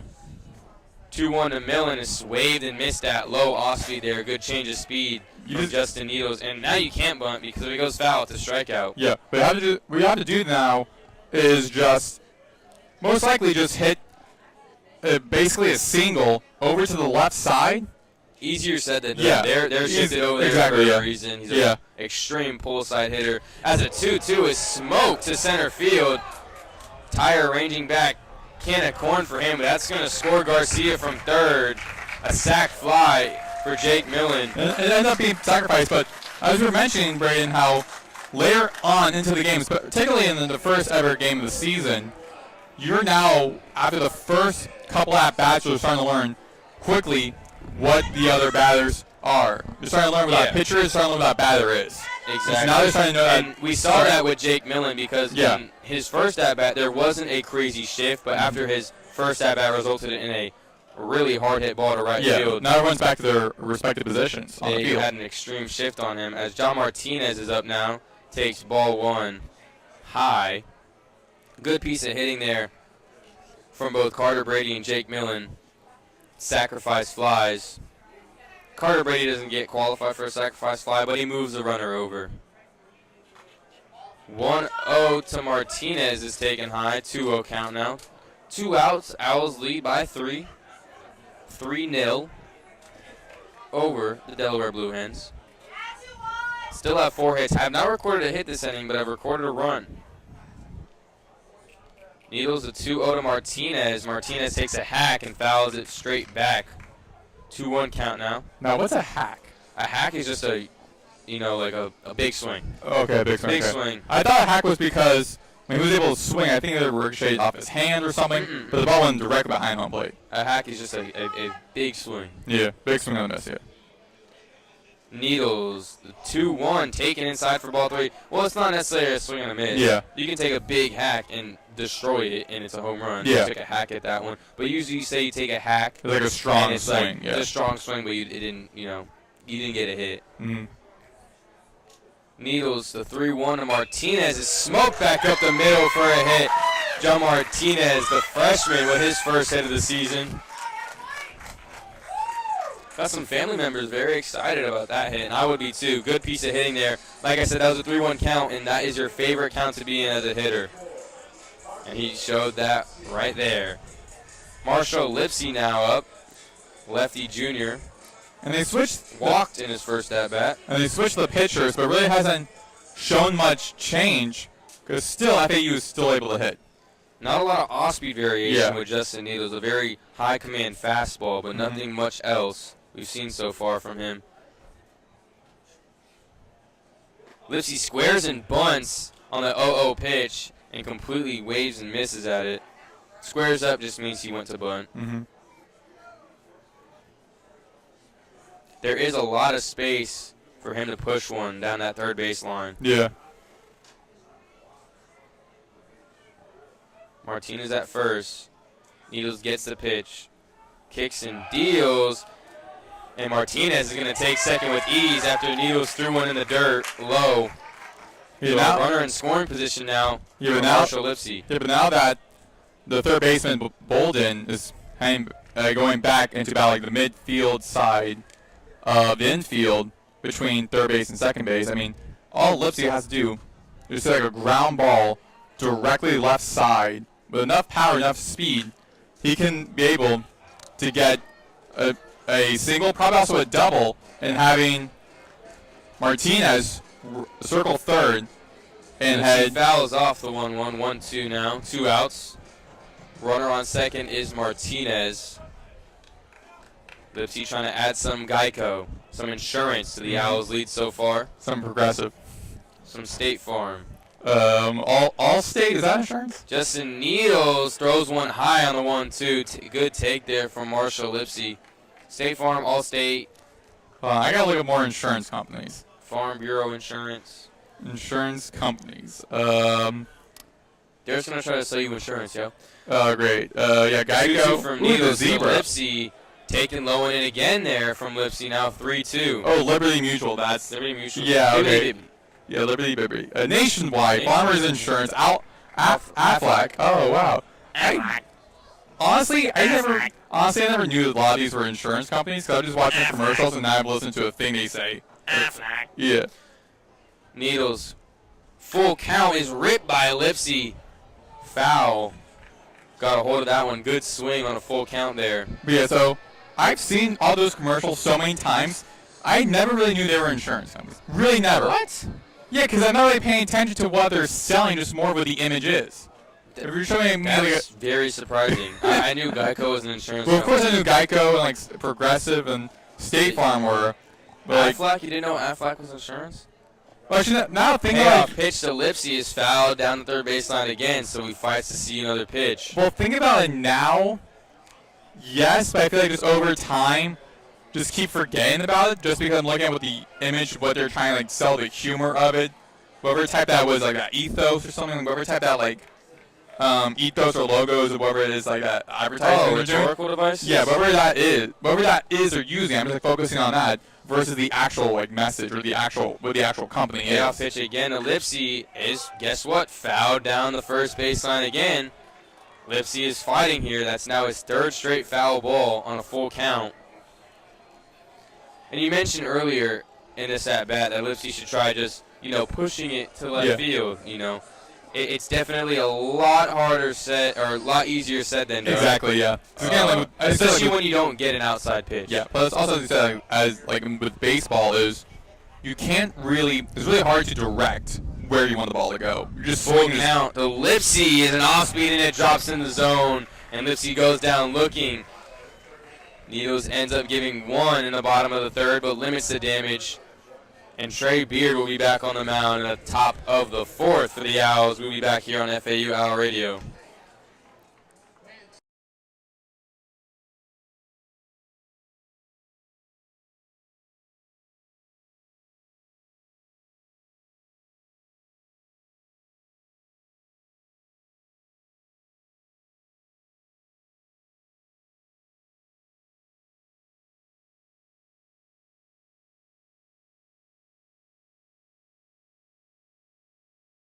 Okay, little kid. Okay, we have a little kid race. Oh my gosh, Orange Hat is okay. They're doing competition. Okay, it's a what is that called? So go from third base to second. They're wearing potato sacks. Blue shirt is now jumping out to lead. Now Orange Cap. Dark blue. Blue shirt is very slow but steady, wins the race. But now Orange Tip Cap. He's gaining it. He's zooming towards the first baseline. He's Trey Beard, but now with pitching. Building his lead on Blue Shirt, and it looks like Orange Cap wins. I was surprised they weren't doing hot dog versus a burger, because when I was doing this freshman year, they would always do is they typically do this. I thought around like 7th inning, but apparently not. But they'll have like one kid dressed like a hot dog, the other person dressed like a burger, and have them just nonstop race around. This is more of like a just like race beginning, then the potato sacks, and then like hop all the way. Yeah. But that's like 90 feet. Those kids are probably like 10. It's not like 10-year-olds to like hop in his potato sack for 90 feet. It's definitely 180 feet because it doubles each bag. Yeah. 90 feet from, you know. Yeah.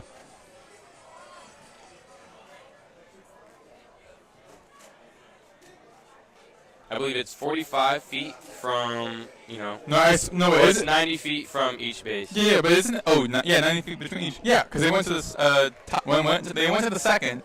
Then they put on the potato sacks and they hopped all the way down to beyond first base. That'd be 90 feet. Yeah, 90 feet. They went first, second, third, so it'd be more than 90 feet. No, I'm saying with the potato sack hop. Oh, exactly. Yeah. Okay, got you. I was very confused. Yeah. That's not how math works, but I guess it does. 0-0 from Beard to Amato is taken high for a ball. But we don't major in math. We don't major in math. No. Yeah. I'm just getting my last prereq math class, Yeah. and I'm done. Yeah. I'm never taking a math again. Yeah, how are you liking that? I hate it. Yeah. 1-0 from Beard is waved and missed by Amato.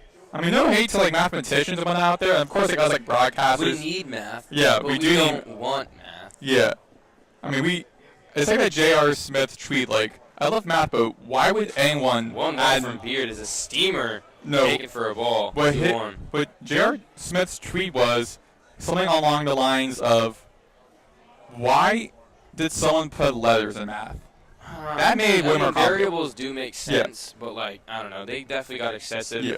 2-1 from Beard to Amato is taken for strike 2. 2-2 count now. Beard hunting for his 8th strikeout. To me, what's really annoying is like every Extreme shift, by the way. Yeah, no, really extreme. On Andrew Amato. There's no one in the vicinity of third base. Beard tries to drop an off speed in the high part of the plate, and it's taken high for ball 3. No one in the vicinity of the third base. But no. With math, as the grades keep moving up a grade, math gets a little bit more complicated. When really all in life you need to learn is PEMDAS. 3-2 is smoked in the opposite field for a hit. Trey Beard gives up his first base runner of the night, unfortunately. Yeah, but I mean, no hitter's over, perfect game's over, unfortunately. I tried my hardest not to jinx it, and I didn't jinx it because I didn't mention it for 3 innings, which is really hard for me to do. But we saw that extreme shift. Yeah. But to be honest, that ball was smoked, and it probably wouldn't have been fielded either way if they were playing a normal shift. Good piece of swing there from the leadoff hitter Amato. Now Davis up. Beard, the 0-0, is swung on and missed by Davis.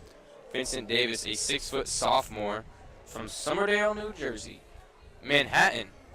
City's from Manhattan. Wow. Highland, Manhattan. The school you went to? Yeah. All right. Pretty dope, if you ask me. Nice. 0-1 from Beard. Well, I thought I went to the college, taken inside for strike. 0-2 count now, so Beard takes that hit off the chin, and he's on to the next batter here. 0-2 count, trying to get 8 strikeouts. Oh, yeah, he did transfer from Manhattan. Okay. I thought Highland's like Highland in Manhattan. Interesting. Yeah, but the parentheses, because the other guy, Amato, he's transferred from High Point, which is a college. Beard throws an off-speed low, taken for ball. It's taken for ball. Yeah. 1-2. I think you can agree with me. It's taken for strike. It's taken for ball. Yeah. But I feel like you can agree with me back on this whole math thing.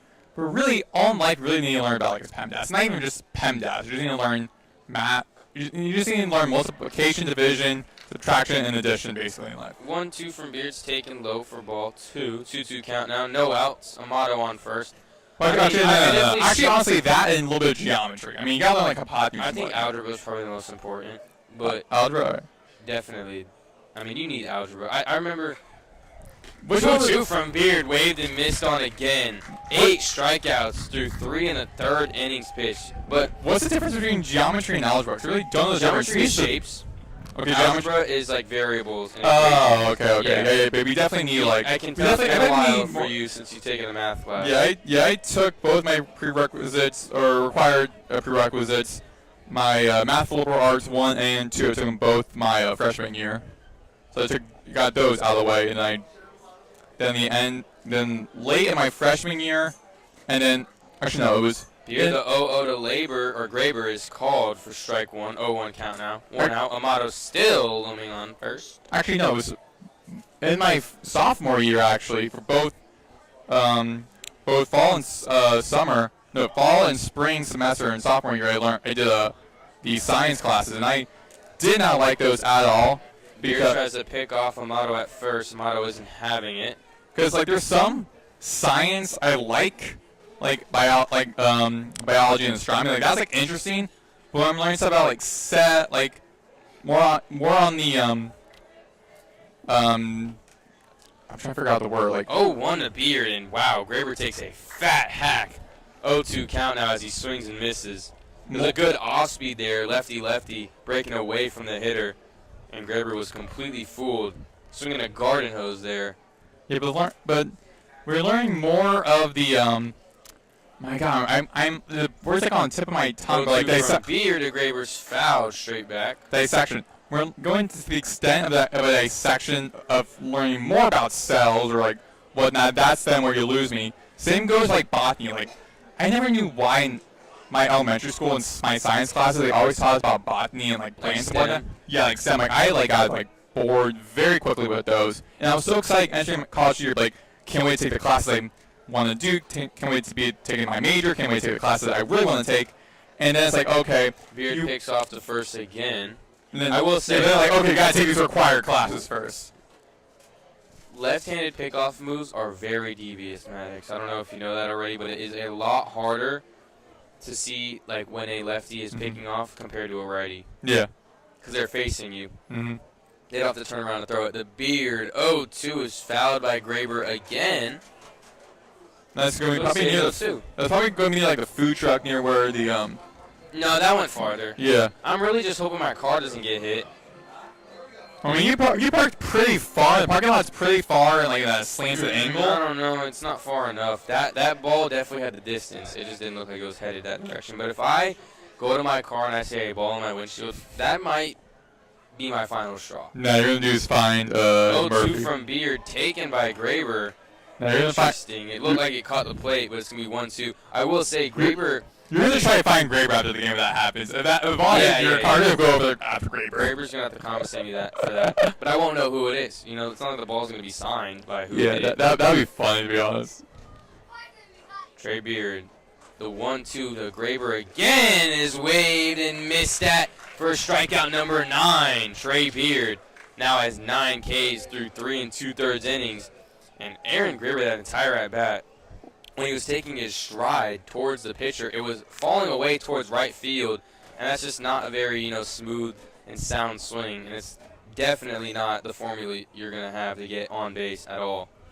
When you're stepping away like that, it throws off your entire body. Your hips are not aligned, your shoulders aren't aligned, and that's why we got that wave and a miss on that breaking ball outside. As Beard picks off the first again, Amato is in there safely. And Beard has continued to look strong. I mean, 9 strikeouts, faced 12 batters, but only, again, allowed 1 hit. And he's doing it with a lot of command as well. He's not been very wild. Good command of his off-speed as well. As we saw an off-speed right there on the 0-0 count was fouled off. It was capped by Bolden. Capped means when you swing top of the bat, you swing so early that it hits the top of the bat. We're learning. Yeah. Or you're learning. Yeah. I had a burp, excuse me. 0-1 from Beard. So Bolden is swung on and missed again. But that's another strong 0-2 count now. That's another strong attribute by Beard. No, of Beard. Is that because we were mentioning how like he's just putting pitchers on edge. Putting batters on edge. And that shows. I mean, so many guys. Bolden smokes the 0-2 in the center field. Now I jinxed, and I did a jinx, but just as I was going to say, now that I was basically called out for it in a way, but how the batters are taking such command in their swing, such confidence that they're getting struck out. Yeah. And especially since a lot of these pitches are like change-ups, because I can count about maybe 3 or 4 batters that Beard faced that swung way too early because they thought it was going to go one way and immediately switched to the other. It's been a lot of lefty swing and misses because of that breaking ball breaking away from the hitter. The 0-0 to Stewart is taken for ball 1. And I think a lot of those like lefty Beard in a little bit of trouble here with Bolden on first and Amato on second. And here comes the pitching coach for FAU. But I feel like 2 outs. I feel like with a lot of the lefty pitches, it's because looking at the batting order, 6 out of the 9 batters for Delaware are right-handed batters. So you're going and confusing them, but okay, I'm going to throw this from the left side. They're not too used to that, so they're going to start swinging a little bit too early. Yeah. Jordan Bachman, the pitching coach for the Owls, having a word with Beard here.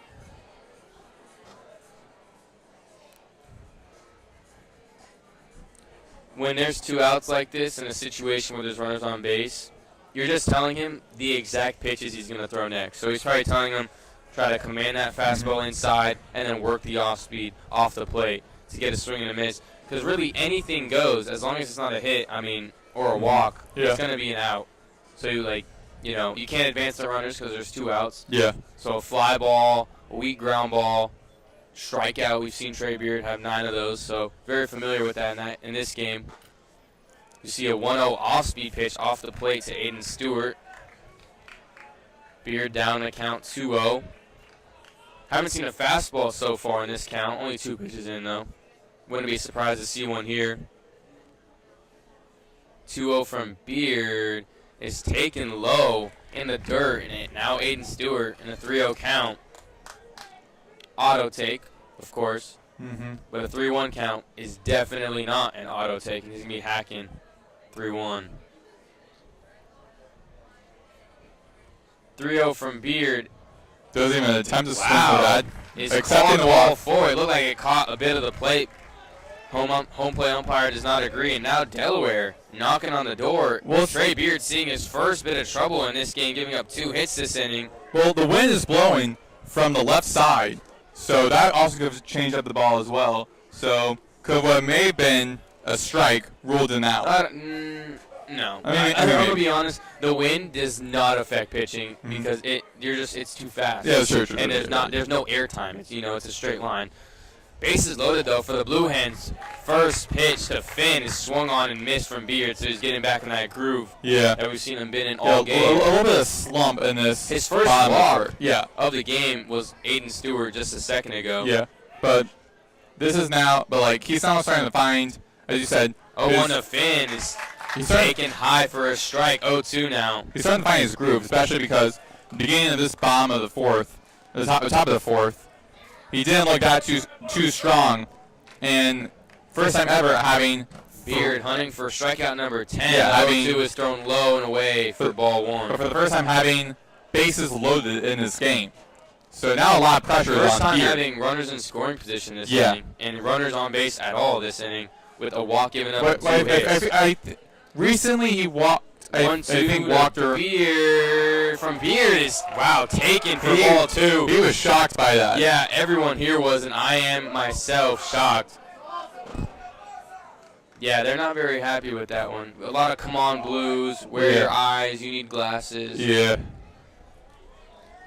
2-2 count, 2 outs, bases loaded. Trey Beard trying to work his way out of this jam, looking for strikeout number 10. Oh, and it's smoked. Deep to left field, tracking back. Nope. Bounces at the base of the wall.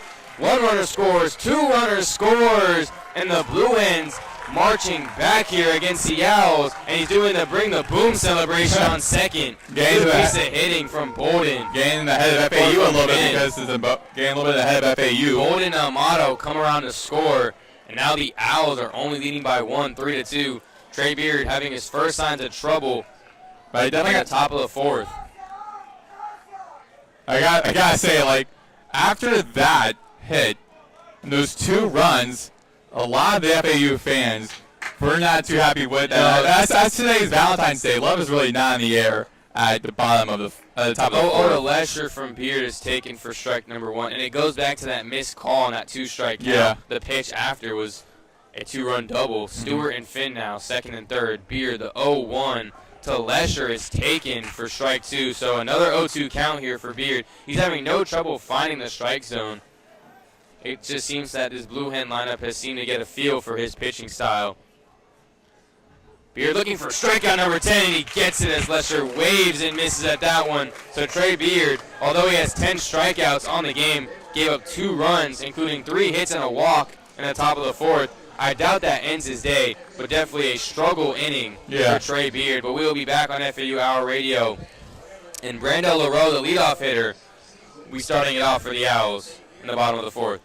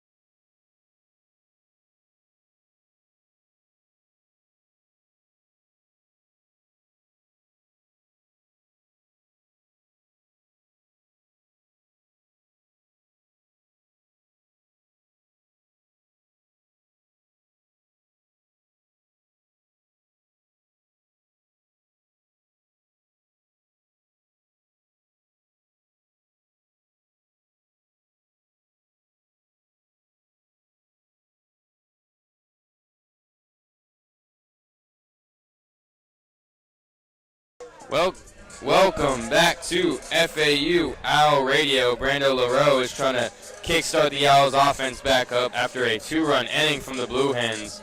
Trey Beard's first sign of trouble, giving up those 2 runs, 3 hits and a walk. LaRoe fouls the 0-0 straight back. Looks like it lands behind us. Now the little kids are going to getting on a race to see who gets the ball first. Definitely not yellow cap. Last in line. No, yeah, but orange cap would have. Orange cap would have. Needles still on the mound for the Blue Hens. The 0-1 is taken outside by LaRoe. 1-1 count now. Definitely need some insurance here. A 1-run lead is not safe, especially after that big 4th inning we just saw from Delaware. The 1-0 is sorted up. Brandel LaRoe, I mean, geez, you look like you're swinging a garden hose there. Good pitch there by Needles. We've seen he hasn't thrown that off-speed much, but we just saw one there. Yeah. Very effective indeed. Yeah. And the good news, we learned about some insurance companies. So we were able to name a couple. That's good. 1-2 is taken low by LaRoe. 2-2 count now.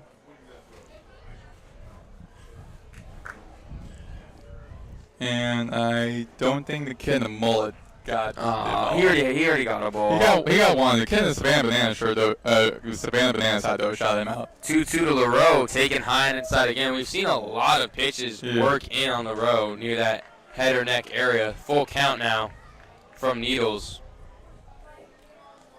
Have you ever seen the Savannah Bananas? Not live. Of course not live, but I've seen them play some games on ESPN Plus and whatnot. No. On ESPN as well. Needles, the 3-2 is fouled straight back from LaRoe. Now, Kid in the Mullet's going to go for it. Oh, I think Kid in the Mullet's got it.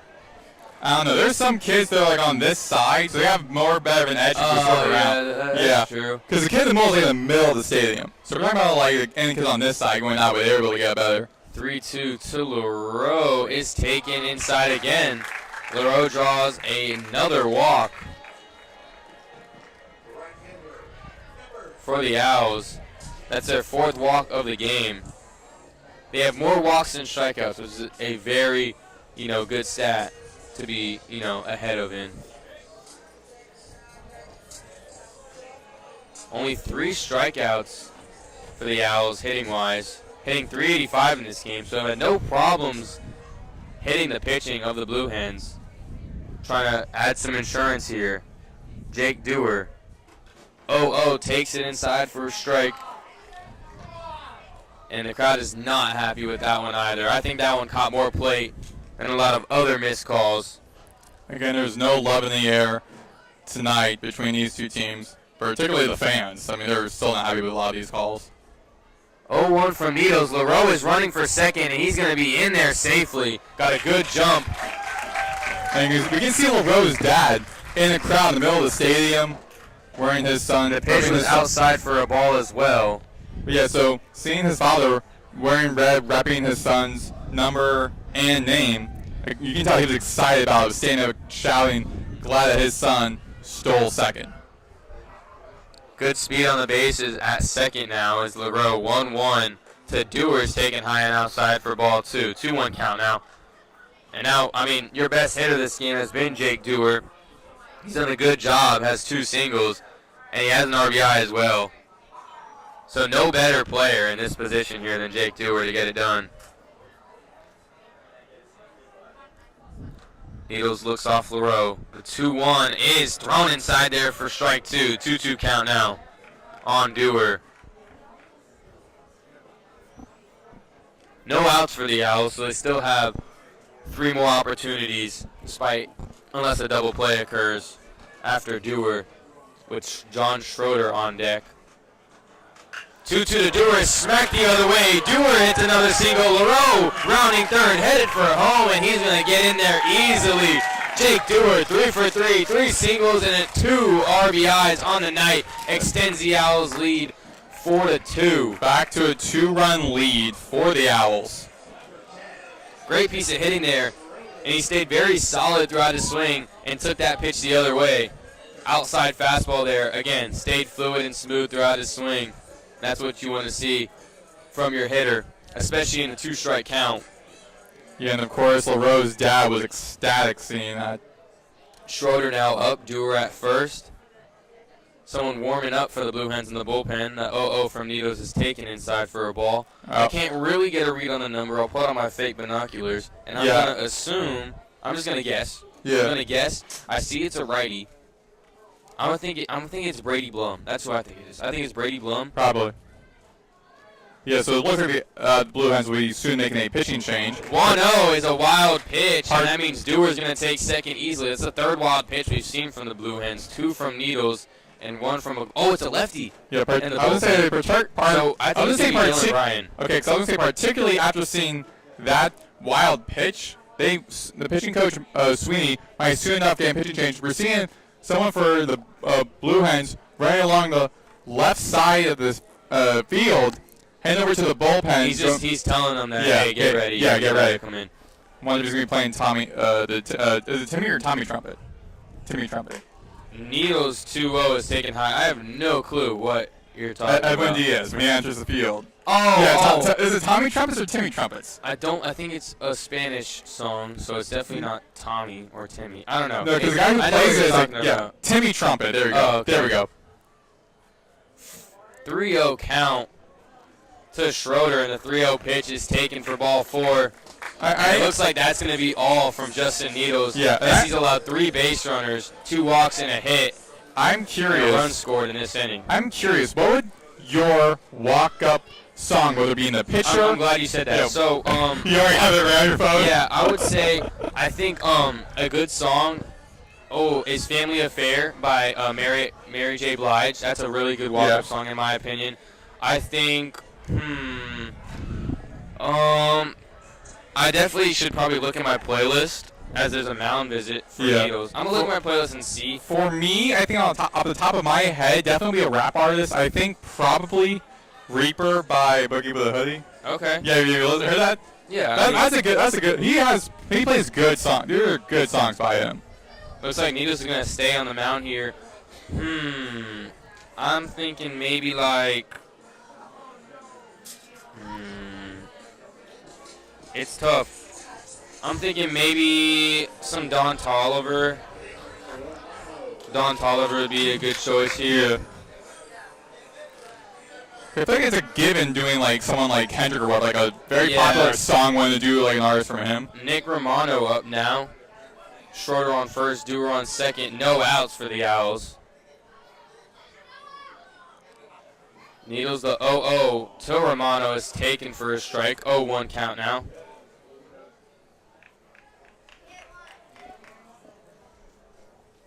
Aiden Garcia, the transfer, is on deck.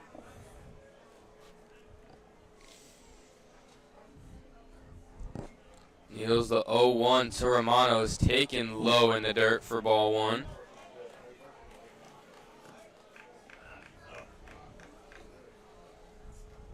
Pitch clock seems a little slow. Needles is definitely taking his time between each pitch. Just not rushing, taking his time. Hasn't worked so far this inning with 3 base runners and a run allowed, no outs as well. Big swing 1-1, yeah, big swing and a miss for Very Romano. fully committed by that. Yeah, an outside and high pitch that was not even close to the zone as well. So And very out of character swing from Nick Romano. Yeah, I've seen a lot of 0 for 1 today. Walked once. His only appearance at bat on base. 1-2 is smoked foul from Romano, so he's going to fight and stay alive here. 1-2 still. You just want to put the ball in play here if you're Romano. With 0 outs, if you advance the base runners, that means that a sac fly will score a run.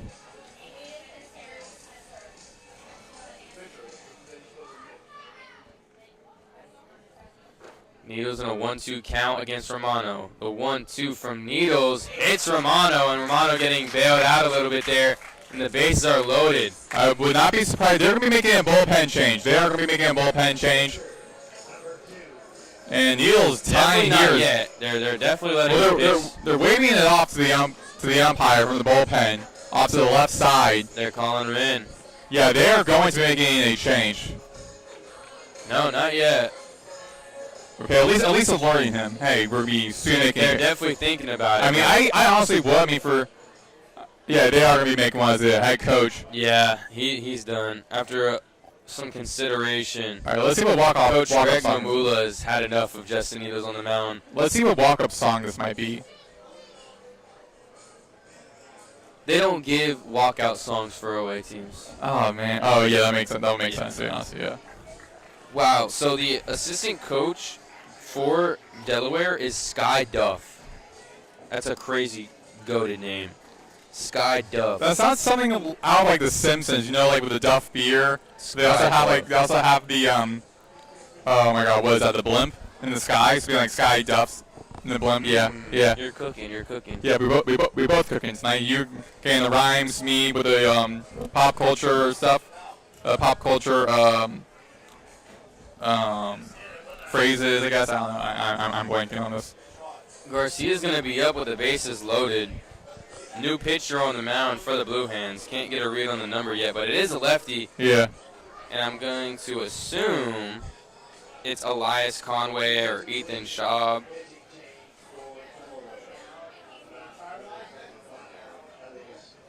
Elias Conway. Oh, There we go. wow. Solid guess there. I don't see color, but I saw it was a white dude and he was a lefty. So there was only 2 people it could have been, which is Ethan Schaub and Elias Conway. 6-foot sophomore from East Nassau, New York. Transferred from Columbia. He went to Columbia? Wait. Oh, that's a high school. Yeah. Okay, I was gonna be like, bro, this guy went to Yeah, from he Columbia. transferred from high school, you guys. No, because I thought he went from like Columbia, like the university. Like, bro, you went from Columbia to Delaware. No shame on Delaware, but from Columbia to Delaware? I mean, you never know. I mean, a lot of players like leave from like big name programs, like a little bit smaller ones, just get like better playing time, building more rep. Because when you sign on to a big name program, you're competing against a lot of big name guys. Yeah. So it gets really difficult to try to like. That's why get a we starting see job. Jake Dewar, the guy from TCU. Yeah, he didn't have that much playing time. Yeah. Transfers to FAU, and he's had a big impact in today's game. Yeah. Also on FAU, there's like guys from like Florida and whatnot, so also from big name programs, especially baseball programs like Florida, and coming to schools like little smaller schools, mid-major schools like FAU, to building that repertoire to then saying, hey, other big name programs like I'm really good now. Playing Division I baseball is, if you're playing Division I at Any school in Division I, you're awesome. Yeah. And like Delaware, I don't know for much of their baseball. I know for football they just moved up from the FCS to the FBS levels. They moved up one division up, and so they are now playing in, I believe, Conference USA. Who? Delaware, their football team. Yeah, I think Really? All Athletics. Yeah, they just moved up. Gotcha. Them and Missouri State are playing it. Garcia with the bases loaded. First pitch takes a hack and fouls it back. Little kid in the stands calling out to his friends, telling them to run and get the foul ball. Have you ever had that? Have you ever done that with your friends when you were like when you were kids? I never attended high school or college games, so no. I think it's very like a smart tactic to do. Is like you and your friends as like little Aiden kids. Garcia smacks one deep right That's field going. at the wall, and it's gone. A grand salami for the transfer, Aiden Garcia. 1, 2, 3, 4. You could not want anything more. What a swing on a 0-1 count from Aiden Garcia. The new Owl from Golden West College. Like we said, he had 13 home runs in 87 games. He's someone you want to look out for. We said at the beginning of the broadcast. And he gets 4 big booms. Boom, boom, boom, boom. No better way to start your debut as an FAU Owl than with a grand slam. A grand slam. Yeah. Huge insurance claim there from no, Aiden Garcia. And no outs. Extends the lead 8-2. Conway now. First pitch to Brady is hit sky high. Just past the infield. It's fielded by Stewart. I was going to say, after that grand slam, you would imagine, because tonight has been a very rough night pitching-wise for Delaware, you assume after that, they'll get someone ready for the bullpen. No, because that's his second pitch. You don't take a guy out after his second pitch. But the second pitch with a grand slam? It's not an earned run. He only has one earned run on his stat sheet. Yeah. The other aren't earned. It goes to Justin Needles. That's another thing. Since he didn't allow those 3 base runners, the only earned run is Aiden Garcia. As Brady just flew out to the first side of the inning, it's Jake Millen as he fouls one straight back. Please, not my car. No, your cars are on this side. I don't care. Your cars are on this side. That's how it's like the swimming pools. I don't know, dude. My awareness is off right now, but I'm just. You got Allstate? I'm kind of stressed. No, I don't. I don't have Allstate. 0-1 to Jake Millen is outside for a ball. 1-1 count now. 1 out. But going back to something I said earlier, or was about to say earlier, was I think we had a smart tactic to do. You and your friends, all about like 10 years old, whatever, with your parents. Taken inside by Millen. With your 2-1 now. With your parents convincing them, hey, let's all go to this game. You're all there together as friends. Okay, let's have a couple of us be down behind the stadium. The other 2 stay in the stadium, so wherever the ball is, wherever it lands, our friends up there, hey, go over here. Conway to 2-1, taken high by Millen. Kind of like a teamwork situation. So, what's the point? You just retrieve balls? Retrieving foul balls. I mean, hey, you're getting a ball. They have to return them. Oh yeah. I mean, guys, like, there's always that excitement catching it like a foul ball or like a home run. Always that excitement. 3-1 to Millen is fouled over the first baseline. However, with the way the stadium is built, no one's getting a home run. But just catching a foul ball, just catching something that was from the game. Yeah, you can't catch a home run. They should add. I mean, there is obviously the bullpen guys. Yeah. Have those little stands up there. They can catch one, but there's no some outfield bleachers, which is kind of disappointing. There are some college baseball stadiums like that. I know for sure Omaha, because that's why they always play there every year, because the stands surround the. Conway, the payoff pitch to Millen is fouled back. Because the stands surround the field. I want to say Texas, I think. No, not Texas. Texas. I will say, not a lot of college fields have outfield stands unless they're a big time school. I went to a UCF game. Their stadium was kind of built like this. They had more seating around, but they didn't have outfield seating. As a 3-2 from Millen or from Conway, is swung and missed on by Millen. Tried to check his swing, but could not hold up. Have you ever seen like the Tulane or Texas A&M baseball stadiums? They are nice, dude. They are very nice. I don't doubt it. Those are very profound baseball programs. I think Texas A&M has like one like of the best alumni or like best sponsors like in all of college baseball. Hold on, here's a better view. These have first pitch to John Martinez, the freshman, is hit just out of play over the home dugout. And all the little kids are trying to get the foul ball returned. But look, the Blue Bell Park. That there's some stands. So like That's A&M. Like, that's, A&M. You know, A&M is a regional team like every year, so that's different, and that's very limited seating. There is sometimes they have grass areas where you can sit at, kind of like how we have over the third base and first base lines. Yeah. Conway winds up, deals the 0-1. Back to a foul. So Martinez is a foul ball out of play, a little bit deeper this time, about 200 feet deeper, I should say. Yeah, but Martinez in an 0-2 count here with 2 outs. Okay, can't really zoom. I'll zoom in here. So this is Tulane's baseball stadium. If you look at it, I mean, again, still really none on the sides. Like I know that's how UCF's looks. Yeah, like I know like there's some baseball stadiums 0-2 taken outside for a ball. Where they'll do is like it'll be like I think I saw one game. It might have been baseball where the field's like right behind like a frat house or whatever, so like on like a hill, so everyone was able to be on that side. So again, like free seating.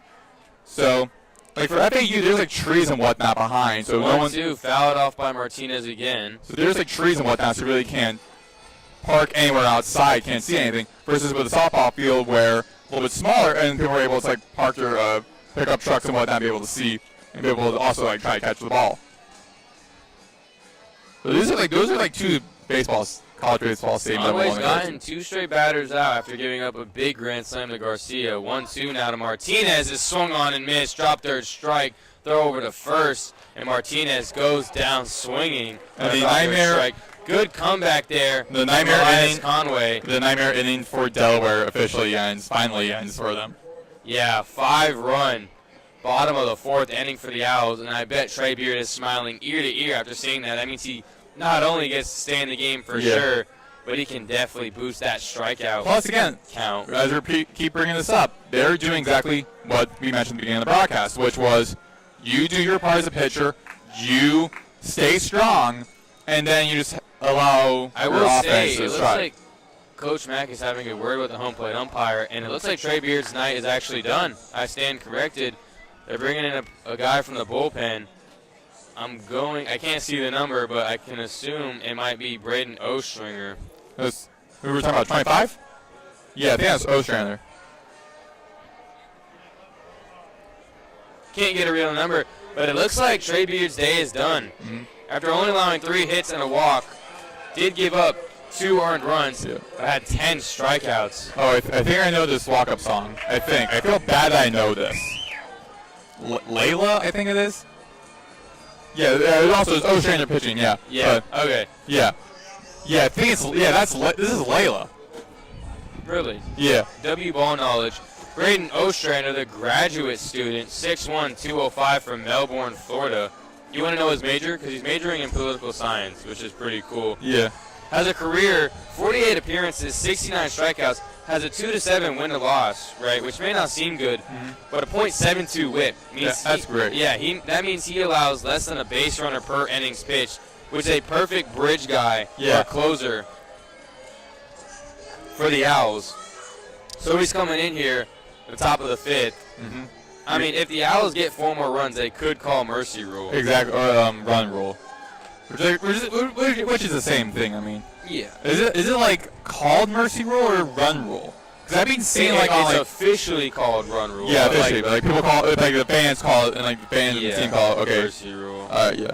Which makes sense because it's like, bro, we like, please have some mercy. You're up like 11 over us. Exactamundo, me friend.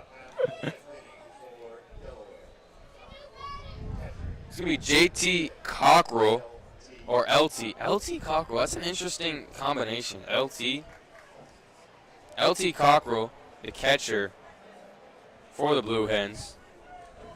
Junior from Las Vegas, transferred from Sentinel State College of Florida.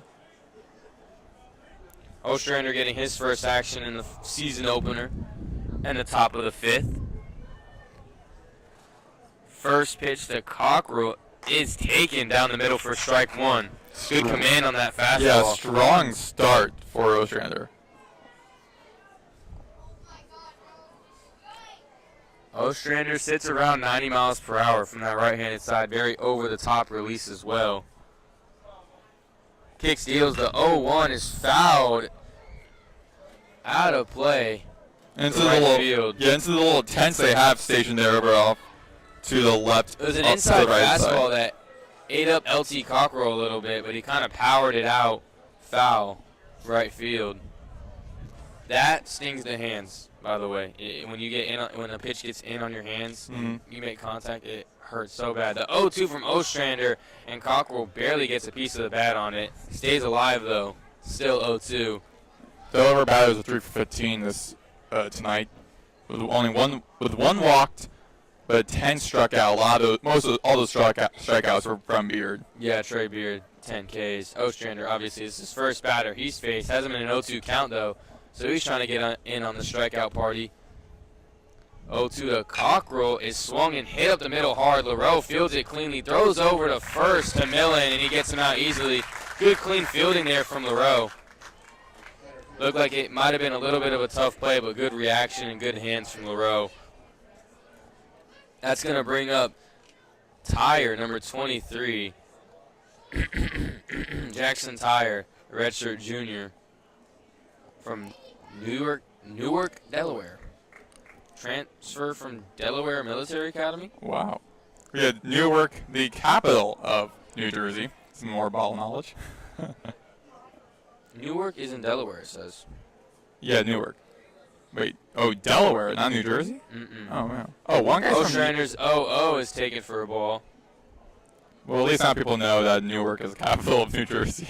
Yeah. We got one guy from Cherry Hill, which is where my mom was born. Really? Yeah, Cherry Hill, New Jersey. Does she know Michael Schulk? Nah. Maybe we'll see him in this game. Ostrander, the 1-0 to Jackson. Tyre swung on and missed. Big swing there from Tyre. Ostrander with good breaking action on that slider. Gets him the wave and miss. 1-1 count now, 1 out. Owls lead 8-2 over the Blue Hens.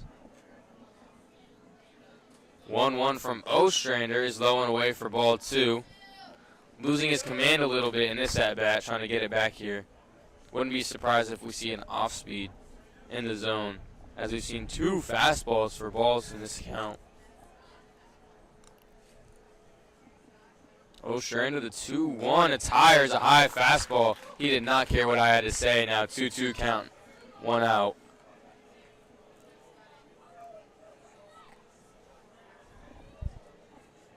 Ostrander getting the sign, stepping on the mound. There's a bird flying overhead. What kind of bird is that, Maddox? Seagull.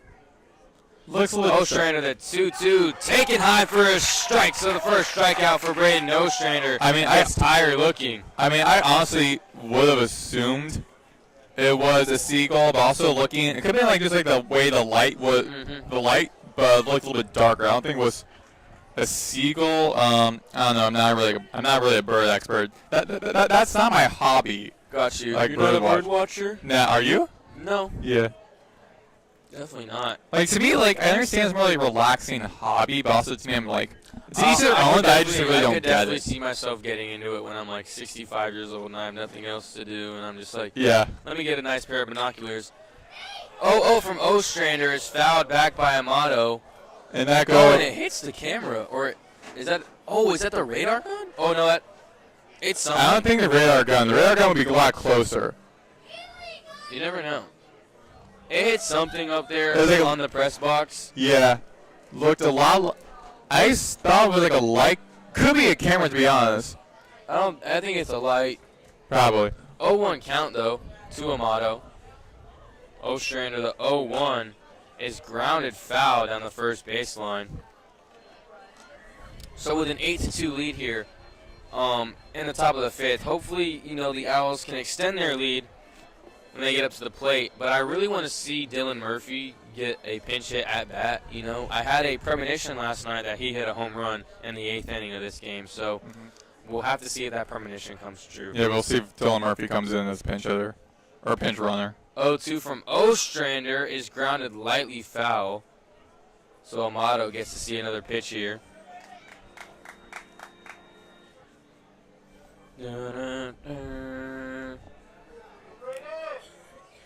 My name is also Brayden, but his is spelled differently. He's B-R-A-D-E-N. I'm B-R-A-Y-D-E-N. Yeah, actually, recently I realized you spelled with a Y, and I actually had to change. I had to change it on my messages. Okay, after this pitch from Ostrander, the 0-2 check swing from Amato, and they say he went. So another strikeout to end the inning from Ostrander. So good pitch from Ostrander. Yeah. He's definitely a valid Brayden in my book. Yeah. But Maddox, I want you to tell me, Mm-hmm. B-R-A, how is that pronounced? Bra. Bra. B-R-A-Y, how is that pronounced? Bray. So, Yeah, but he's supposed to B-R-A, though. yeah. So we pronounce Brayden. Brayden. Yeah, Brayden. Okay then. So we can agree that Brayden with a Y Yeah. is actually how you should spell the name. Yeah. Because if you take out the din, it's Bray is A-Y. Yeah. Bra is just the A. Yeah. I'm glad we came to that conclusion. And I've said this. I've told multiple people this, and I'm about to get a little bit sophisticated here. I don't understand why, people don't understand where I come from, right? I'm not saying that there's an invalid Brayden. Yeah. But I am the superior spelling of the name because that is literally how it's supposed to spell. how it sounded out. Would you say that's the same way with the name Jalen? Jalen? Because G-A is Ja. Because you say Ja Morant. I would say the inferior Jalen Yeah.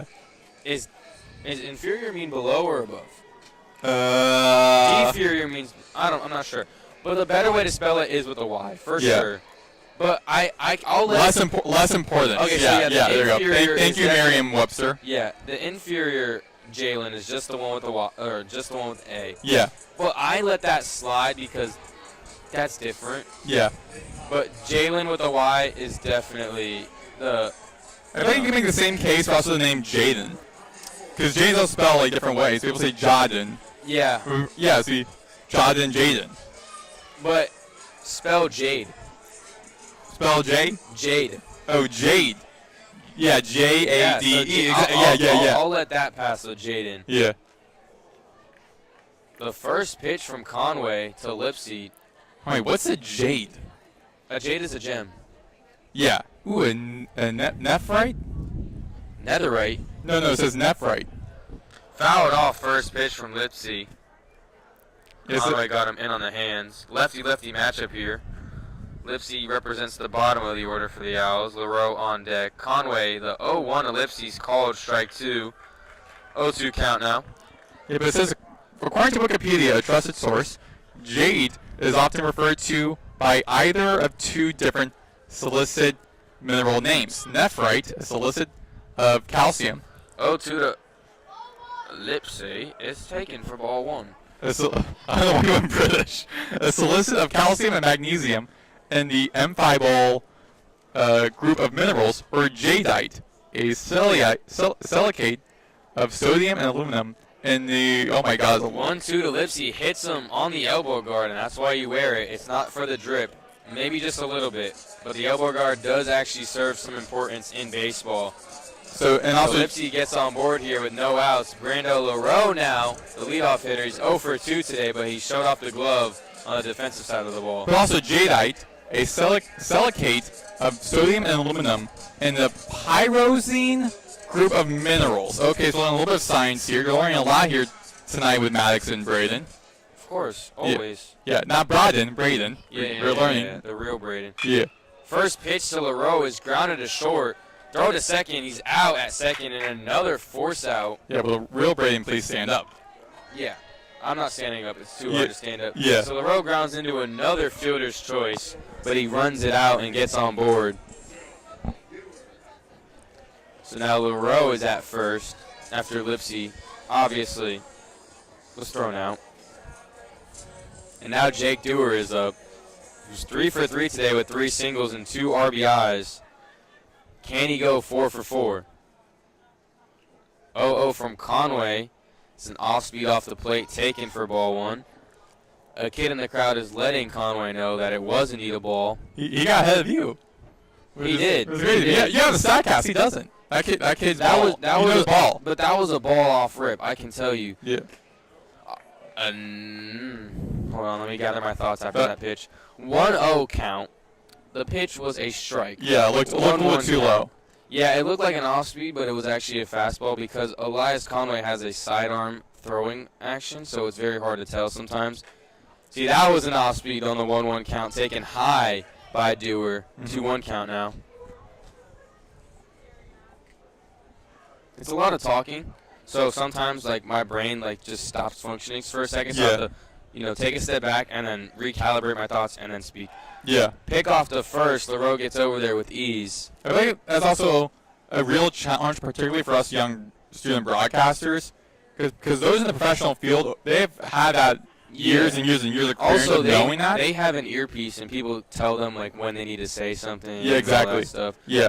It's a lot more scripted with them. Mm-hmm. Not scripted, but you know what I mean. The 2-1 from Conway is taken for ball 3. Yeah, because my neighbor, he used to do some broadcasting. He told me, like, the producers in his ear will be like, okay, talk now. Okay, maybe you should have, like, try to elaborate a little bit more on this. Mm-hmm. Maybe you went too long on this. Maybe you went a little too short on this. 3-1 from Conway is smoked back up the middle. Jake Dewar, 4 for 4. 4 singles, continuing his great season opener for the Owls. Yeah, so, like, I've been doing broadcasting my entire 3 years here at FAU, soon going to 4. Ooh, it's not enough.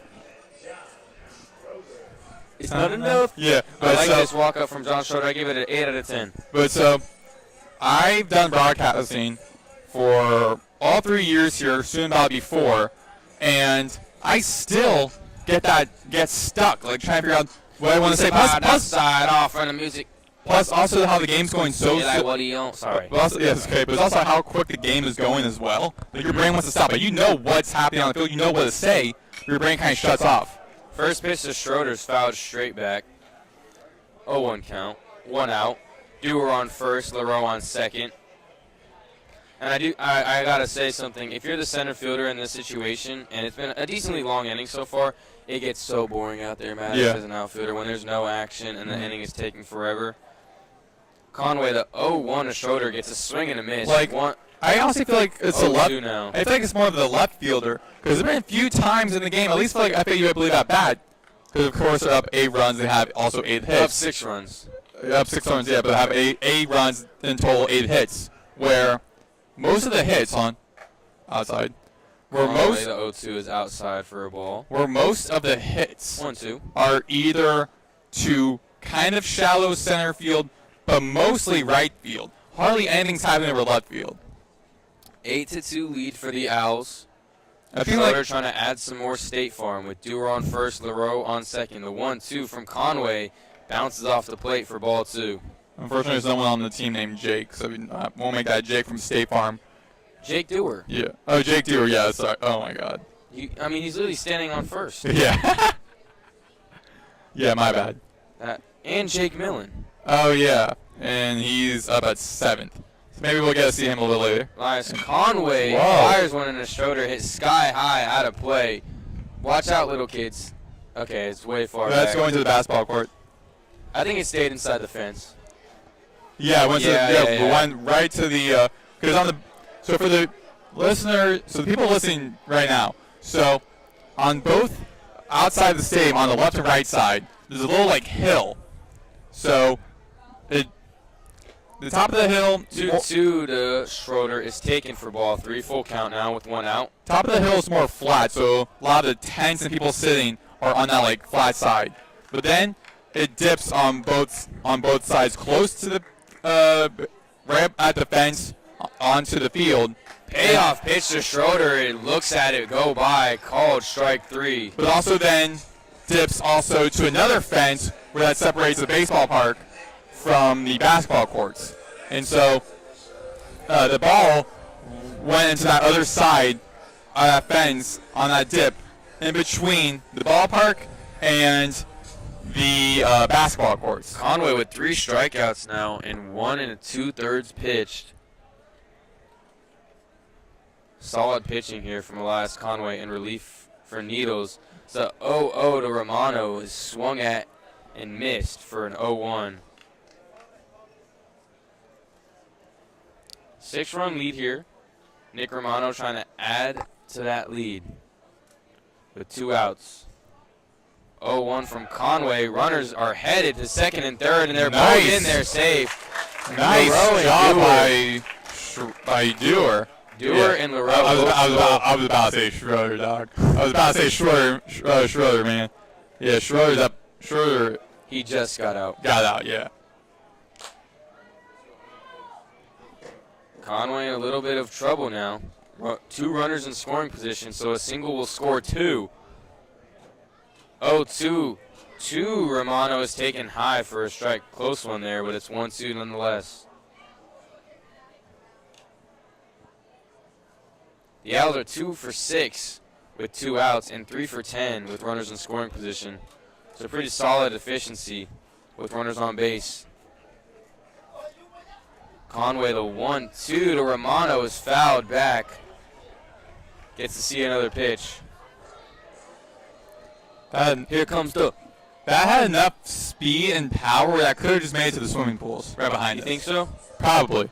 Had a lot of spin. Yeah. A lot of backspin. And the swimming pools are not that far from us. Conway, the 1-2 to Romano, and it's smoked deep left center field that's gonna be a fly out. Track, and it's caught 20 feet before the warning track. Very high fly out, though. It's a can of corn for Amato. That's going to end the inning. A scoreless bottom of the 5th, and a scoreless 5th inning for both teams. The Owls still lead 8-2 over the Blue Hens, headed into the top of the 6th. We'll be back on FAU Owl Radio.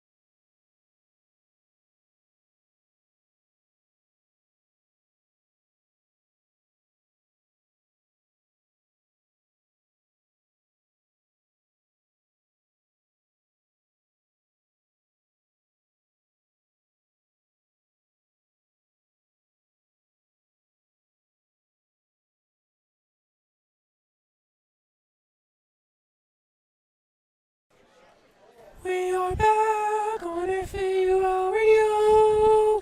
For the top of the 6th, the Owls lead 8-2. Ostrander still on the mound for the Owls after a clean first inning with 2 Ks, no runners allowed on base. 0-0 to Davis, a good breaking ball. Catches the middle part of the plate for strike 1. Vincent Davis, 6-foot sophomore from Somerdale, New Jersey. Did you like my singing? I thought it was like a fun spin to it, but... Do I belong in opera? 0-1 from Ostrander. Taken for a strike on the outside part of the plate, 0-2. I thought you said do I think you should be like on the, oh my god, what's that show? Choir? Pitch Perfect. Not Pitch Perfect. American Idol. Nah, I'll be like Katy Perry. I'll be roasting you, dude. Bro, what? I have a voice of an angel. That's what my mom says, at least. 0-2 from Ostrander. Bounces in the left side of the right-handed batter, or the left-handed batter's box. The right batter's box. It's hard because lefties hit in the right batter's box, righties hit in the left batter's box. So, like, if I say the lefty's batter box. Like, that threw me off at the very beginning, my time of broadcasting for baseball, was because I'm like, well, my side, of course, left and 1-2 right. from Ostrander is swung on and missed. It's Vincent Davis swinging for his 3rd strikeout. Like, for me, it was obviously from where my view is left-right. But also, to me, it makes sense because when you're batting right, you don't bat like this, where like more face on the right side, because that you don't have enough power. You need enough power, so then you have your strongest hand right behind you. Aaron Graber up now. Ostrander with 3 Ks in 1 1/3 innings pitched. Only 17 pitches for him as well, getting through the lineup pretty efficiently so far. Maddox, can you check how many pitches Trey Beard had? I'm going to guess 63. 63. I'm going to go. We're going to play a little guessing game. I'm going to go. 0-1 from Ostrander is taken I'm going to go for a ball. 51. Okay. I was close. 40. Wait. Oh, wait. Those are strikes. He had 70, so I was 70. off. Okay. Yeah. He had 47 12 strikes. pitches and strikes. Okay, 47 strikes. Okay. Ostrander, the 1-0-2 Grayburg, is check swung, saying he went for strike one. 1-1 count now. 1 out. No runners on base. Owls lead 8-2 over the Blue Hens. What is a Blue Hen? I've never. I feel like isn't a hen just a chicken? Yeah. It's a baby chicken. A hen is a female chicken. Female chicken. Yeah. So first off, there's no way there's a yellow chicken or a blue chicken. There's a blue hen calf. As a 1-1 from Ostrander's taken for strike 2. Look up blue hen and look at the images. There's a blue hen cafe. That sounds very tasty. Oh my God. Bro, so blue hens do exist. Okay. Oh my God, they do. Delaware state bird. Your state bird is a blue hen. 1-2 from Ostrander is smoked to center field, but Lipsy didn't even have to move for that one. Who do you think is more tough? A hen or an owl? Like an actual fight. You got a burrowing owl versus a blue hen. I think an owl, because first off, they can fly more efficiently. Yeah. They have bigger heads. Yeah. But like for burrowing owls, they're about like this tall. They're very small. I'm saying like a burrowing owl, like a normal owl, like from like Hogwarts or whatever. No, yeah. probably the blue hen. Probably. They're pretty big body, Yeah. but it's a state bird, so it makes sense that Delaware That threw has me them off. as their That threw logo. me off. Look, this looks 2 like outs for Ostrander now. Bolden up to the plate. 0-0 is taken for ball 1. I wonder how hens are some hens are blue. Like who made such a bad gender reveal where they somehow infected chickens or whatever to make them blue? It's just part of evolution, Maddox. I think that's how, a lot of discoloration in animals happens. 1-0 from Ostrander's taken for strike 1. 1-1 count now. Like, I can't get over this. This looks like Photoshop. Like leopards have spots for some evolution reason. Yeah, because like pumas are black because, they hunt at night. Yeah. And like for like leopards and tigers and whatnot, like no leopards and like cheetahs just more like blend in with the nature. 1-1 from Ostrander. Good off speed, gets a swing and a miss from Evan Bolden. 1-2 count now. Ostrander hunting for his 4th strikeout. Bolden taking his time getting back in the batter's box, probably telling himself, please, just don't strike out. We've struck out 13 times this game. Ostrander, the 1-2, is flown sky high to left field. Schroeder tracking it, getting under it, and that is out number 3. 2 clean innings for Brayden Ostrander and 3 Ks. Didn't allow a single runner on base. So we're headed into the bottom of the 6th. The Owls lead 8-2, have 8 hits on the day. A very clean fielding game, by the way. No errors. We'll have to see if there's an error committed in the bottom of the 6th when we are back on FAU Owl Radio. Aiden Garcia will be leading off for the Owls.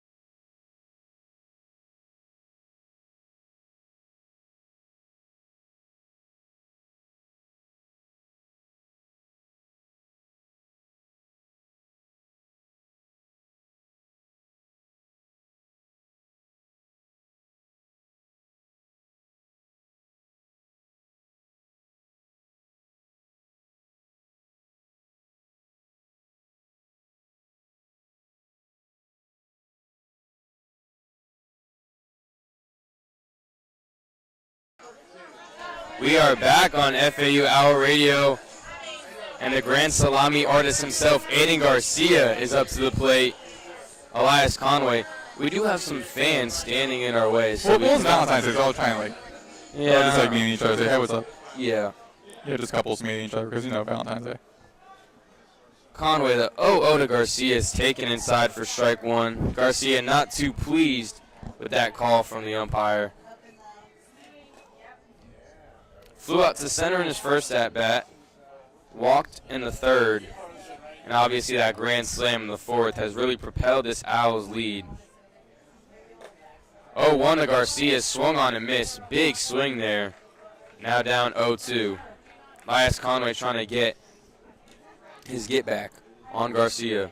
Now, Owl batters are 8-22 tonight. And there we go. Garcia goes down swinging on 3 pitches. Now 8-23. Good sequence there from Elias Conway for his 4th strikeout of the game. He's got a really nice left-handed release, sidearm action to make those breaking balls absolutely devious and very hard for hitters to track. That's going to bring up Jake from State Farm, Jake Millen. 1 for 2 on the day with a single in the second. I mean, Conway's looking good right now. I mean, 40 pitches, 4 strikeouts, 2 hits, only allowing 1 run, having 1 error. Carter Brady up. My apologies. And allowing like a home run. But, I mean, looking at about 2 pitches, only 40 pitches, which I think is pretty good. Striking out 4 batters, giving up a home run and 2 hits, but still striking out 4 batters. First pitch was a ball, and Carter Brady gets into the 1-0. Deep right field, but it's going to be tracked down by Graber for out number 2. Just got under that one. Yeah. It's going to bring up Jake Millen now. Millen. Now here's Jake from State Farm. Wait, this is the Pop Smoke walk. Yeah, I was going to say, so we have Jake Dewar and Jake Millen. Yeah. Who is the real Jake from State Farm? You have to give him a nickname. Jake Dewar is 4 for 4 with like 3 RBIs. Yeah, and so 4 singles. So I think Jake Dewar claims the crown for now. But we'll have to see. Jake Millen takes ball 1, but it actually hits him. So he's going to get a free pass to first. This will be like the secret battle that Brayden is going to be looking at throughout this entire season. Who earns the right to be? There's also Jake 2 Dylans. There's Dylan LaPointe, the catcher, and there's also Dylan Murphy, the catcher. So we got to see who's the better Dylan, who's the better Jake as well. Conway now facing Martinez. 1 for 3. The single in the third, the 0-0 thrown low for ball number 1. John Martinez strikeout in the second and in the fourth with a single dabbled in between there in the third. Conway, the 1-0 to Martinez, taken inside for ball 2.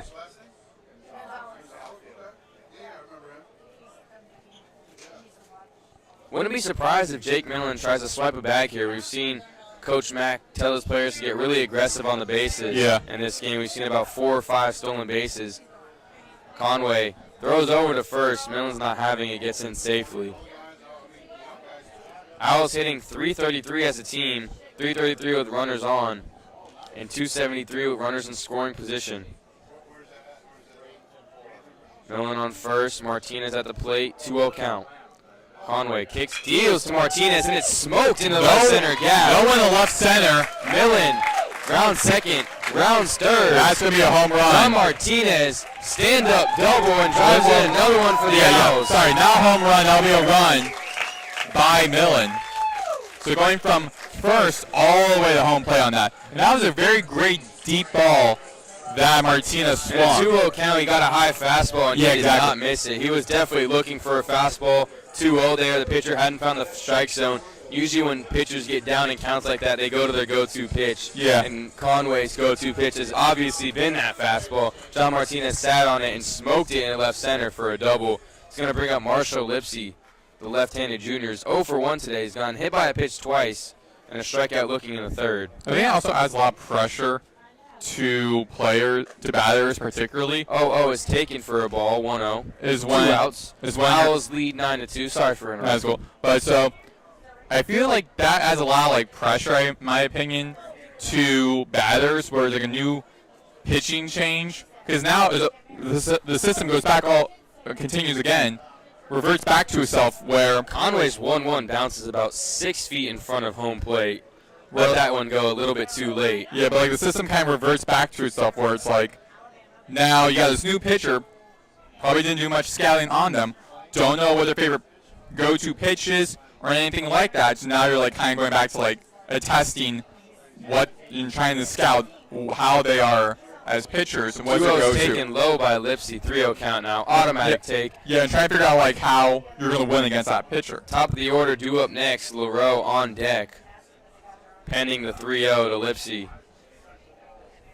Conway kicks, fires, and it's called strike one. Hitters count now for Marshall Lipsy. Hasn't gotten a hit in today's games. Gotten on base twice via hit by pitch. Once in the second and once in the fifth. Conway fires, and Lipsy is on base for a third time, his first walk of the game. That's going to bring up the leadoff hitter, Brando LaRoe, 0 for 3 today. Owls knocking on the door again with a 7-run lead. Have a runner on second and first, 2 outs. Hitting .375 with 2 outs and 273 with runners in scoring position.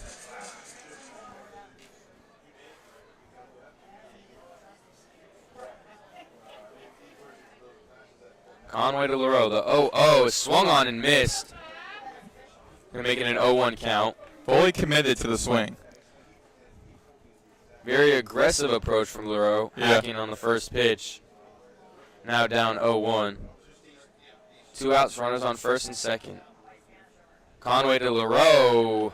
0-1 is called for strike 2. That looked like a curveball, right?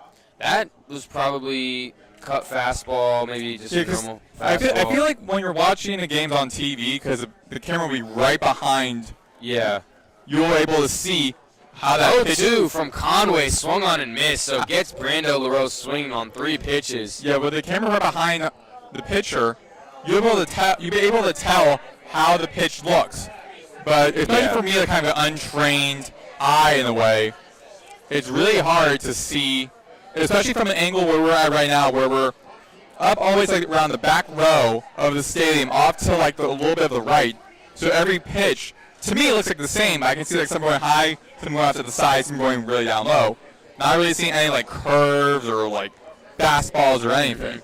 So the Owls strand 2 in the top of, or the bottom of the 6th, but score 1 via a John Martinez double. We'll be back on FAU Owl Radio.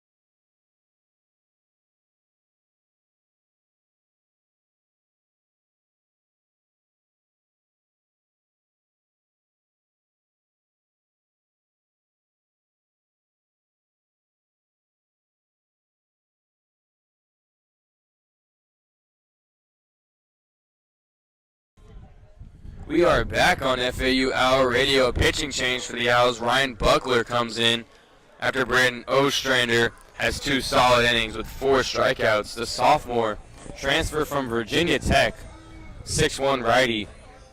He's going to start off his day against number 5, Aiden Stewart, the 5-hole hitter for the Blue Hens. We've seen a lot of strikeouts. It's been a strikeout party today for the Owls. Ostrander had 3 strikeouts in 2 innings. My apologies. 13 strikeouts in total for the Owls pitching staff. Ryan Buckler trying to get himself invited to the strikeout party. Only 3 hits and 21 at-bats for the Blue Hens.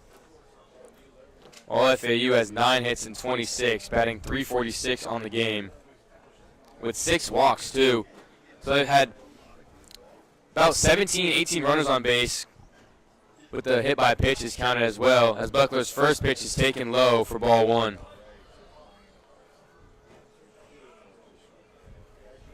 Owls have left 10 runners on base. The Blue Hens have left 2. They only got runners on base in that 4th inning, though.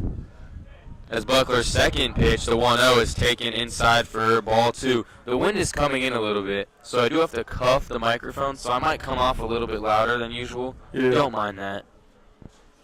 Buckler's 2-0 is taken for a ball as well, so Ryan Buckler off to a shaky start here. Very low to the ankles. Very low, almost. You don't want to risk hitting the batter, because then you're going to let him get an automatic walk. Automatic take here, Ryan Buckler with a chance to find the zone. As a 3-0 is taken for strike 1. Aiden Stewart still in a hitter's count.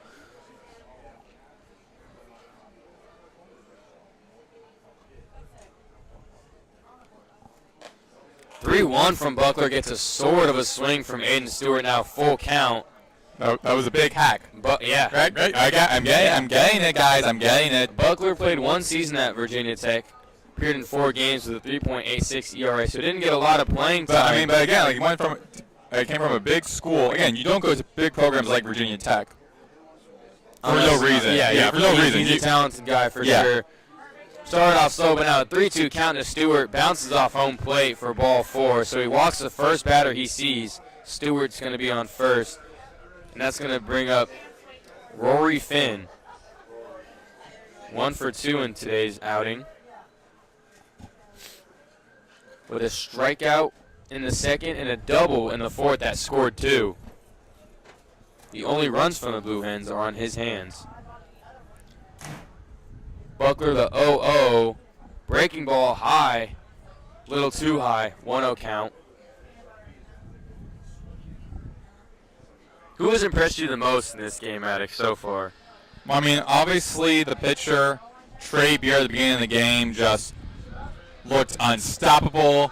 He was not shaken up, but like rattled a little bit. Yeah, a little bit rattled. The very around like the bottom of the third, top of the fourth. top of the fourth, which is where the only 2 hits by Delaware were in the top of the fourth. So got a little bit rattled there, but I mean, I feel like I feel like this team's looking very consistent right now. I mean, everyone's playing their sides. 1-0 from Buckler is taken for ball 2, so 2-0 count now. But I feel like Garcia met with Buckler after the 1-0 pitch. Yeah. Just to calm his nerves a little bit. Yeah, but I feel like everyone. 2-0 is hit sky high in a right center field gap. Trying to track it down. Oh, and that's going to get over the fence for a home run. That was with the help of the wind, I believe. It looked very slow at the beginning. Then once the wind picked up, that ball started going a lot quicker and a lot more out. Rory Finn with his 4th RBI after that 2-run shot. Cutting into the Owls' lead now 9-4. First home run of the season for him. Yeah, I knew that ball was going deep, but I mean, I didn't think he had that much power. But I think I also might have accidentally jinxed it, because I was about to say, what impressed me overall was the team for FAU. They looked pretty consistent, well-rounded as a unit. Buckler facing Lesher now. 0-0 is taken for a ball. But that pitch was a high and inside pitch, or just high pitch, a high fastball taken the other way, and it just carried way more than I thought it was. As Buckler's 1-0 to Lesher is fouled back for strike 1. And the kids are storming off the field. But that home run, it didn't really pounce off the bat. It kind of just kept carrying and carrying and ended up over the wall. Yeah, that's why I said I felt like the wind helped, because at that moment, the wind started to pick up, and I started seeing that ball, because you and I both agree that ball didn't have too much give, too much power for the ball to go too high, too far. But now, from that, the ball was able to soar 1-2 to quickly. Lesher, and Buckler gets a strikeout swinging. Drop third strike, throw over to first is in time. So the first out for Ryan Buckler after giving up a 2-run home run for Rory Finn. It's going to bring up LT Cockrose, 0 for 2 on the game with a strikeout and a ground out. It is Buckler's first appearance for the Owls, so a little bit of nerves. I mean, also again, like opening day as well, so everyone's like, there's so much you learn, so much you can handle and prepare during the off season, and also probably during those like First pitch to Cockrell is a swing and a miss, 0-1. And also probably during like the fall season as well, because FAU did play in the fall for a couple of games. So there's so much you prepare for and learn from before the actual day comes. And this is like the start day for everyone. Everyone's starting off basically at 0. 0-1 to Cockrell's taken for ball 1. 1-1 count now. 1 out. Blue Hens dented that lead a little bit. Still got some work to do. Down 9-4 late in the game, top of the 7th. Buckler's 1-1 is smacked the other way to right That's going to be field. Dewar tracking it down, and that's going to be out number 2. Dewar makes a great play.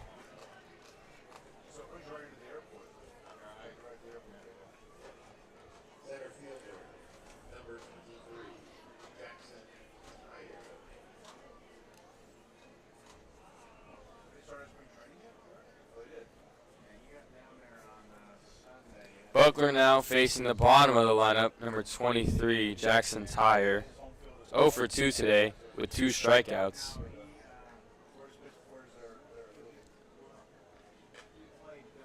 Buckler drops an off speed. Didn't get any part of the plate, called ball 1.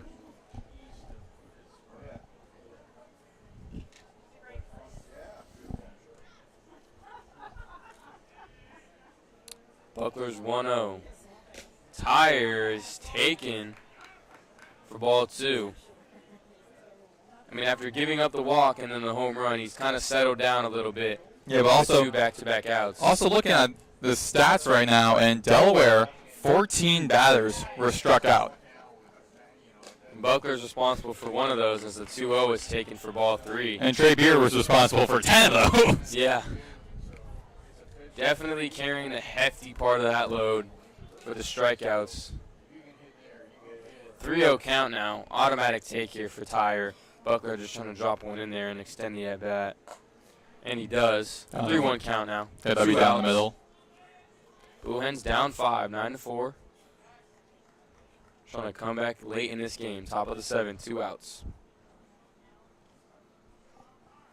3-1 from Buckler is smacked into left center. That's going to get into the gap. That's going to be a single. Tyer is rounding first, waiting for second. He's got a stand-up double.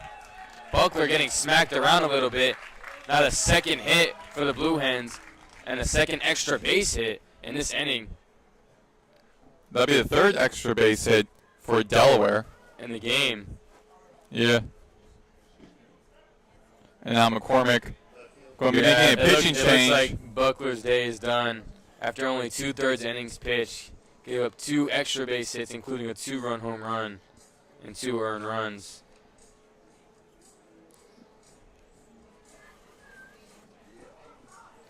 The only thing you can do as a pitcher from that is just move on, have a short-term memory. You know, they say the goldfish is the happiest fish because it has a 5-second memory. That's crazy to have a 5-second memory. Short-term memory loss we said is what is needed here. And really, pitching in baseball in general is just a confidence game, and it's a lot of mental. Yeah, you know, a lot of mental aspects in it. I was thinking, because you just said a goldfish have a 5-second memory.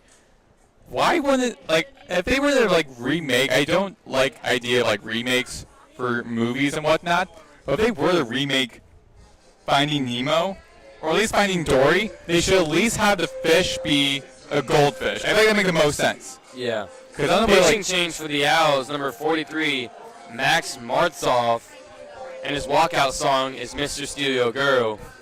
Bottoms up. Never seen.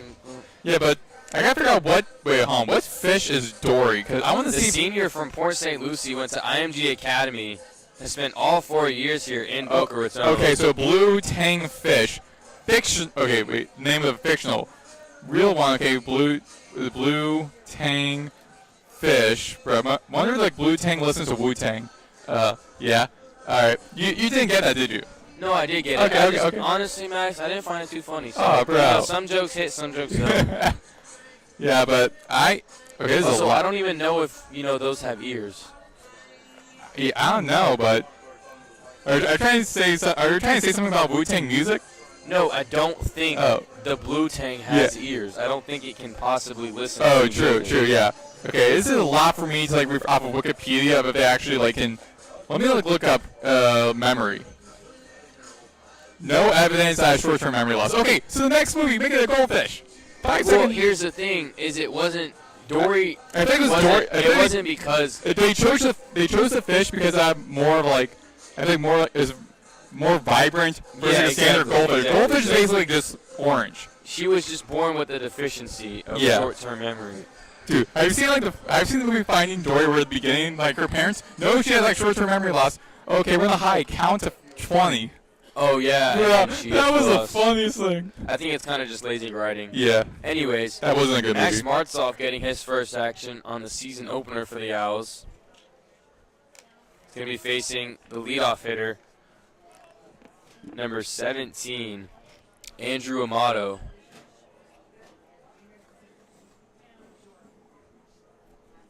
Made 17 relief appearances in his junior year, 2024. As the first pitch to Amato is taken for ball one. Had 17 relief appearances and 2 starts his junior year. Has a career .96 whip.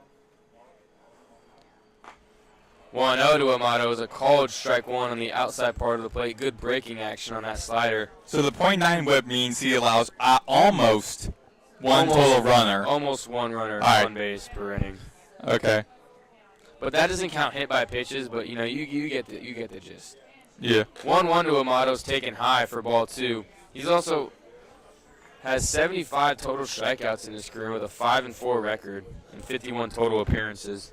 He's a big power lefty at 6'1", 250. Good sidearm break on his slider as well. 2-1 to Amato is called for strike two. Looks like that fastball is sitting around 88, 89. But when it's sidearm, it's really hard to get a read on it as a hitter. Amato and a 2-strike count, 2-2, 2 outs. Runner on second is Tyre. Martzoff, the 2-2 is taken low for ball 3. Full count now. 2 outs. Blue Hens down 5 runs, trying to make a little bit of a comeback here in the top of the 7th. Tyre at second. Martzoff, the payoff pitch to Amato is in the dirt, ball 4.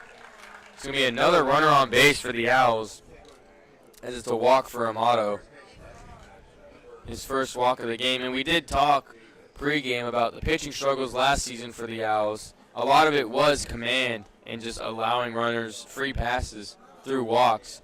And we're seeing a little bit of that today, which is a little bit disappointing. I was hoping that, the pitching staff with all the new recruits and all the new guys coming in would definitely be able to develop some consistency, but we haven't really seen that from anyone besides Ostrander and Beard. As a ground ball is hit to LaRoe, gets the force out at second. That was an easy out. Yeah, an easy out to end the inning. So Martzoff, after allowing a walk, gets 1 pitch, 1 out to the next batter, Davis. We're going to head to the bottom of the 7th. The 7th inning stretch is up next, and we'll be back on FAU Owl Radio, where Jake Dewar, who's 4 for 4, is going to be leading off the inning.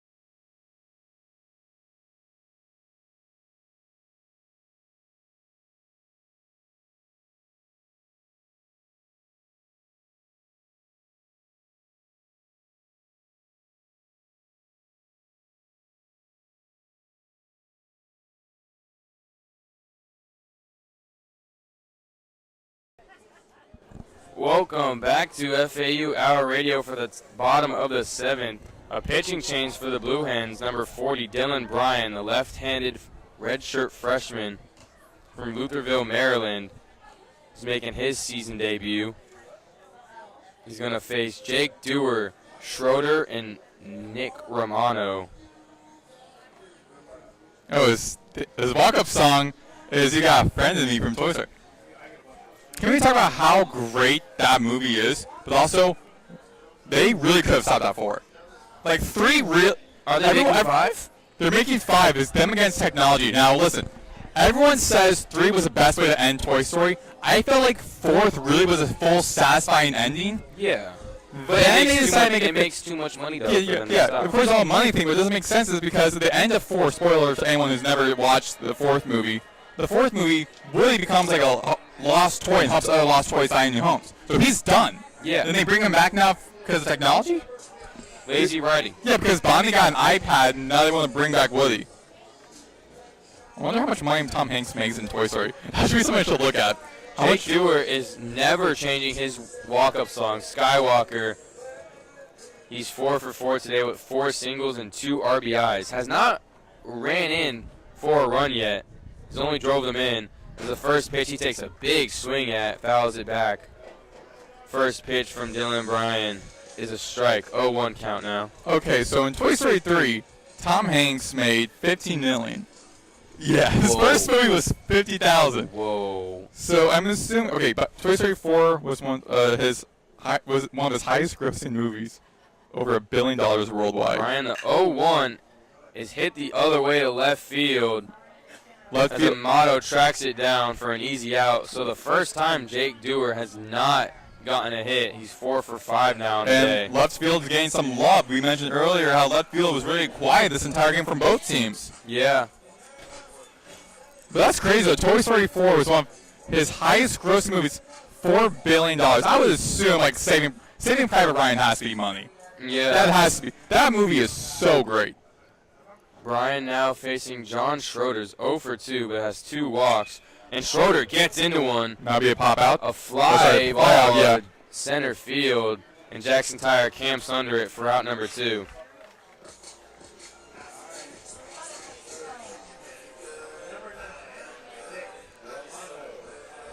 Number 9, Nick Romano up now with 2 outs. Dylan Bryan have no trouble with the heart of the order of the Owls.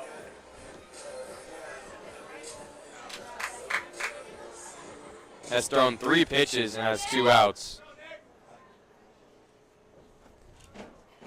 Romano's 0 for 2 with 2 walks. Today's affair as a 0-0 from Bryan is taken for strike 1.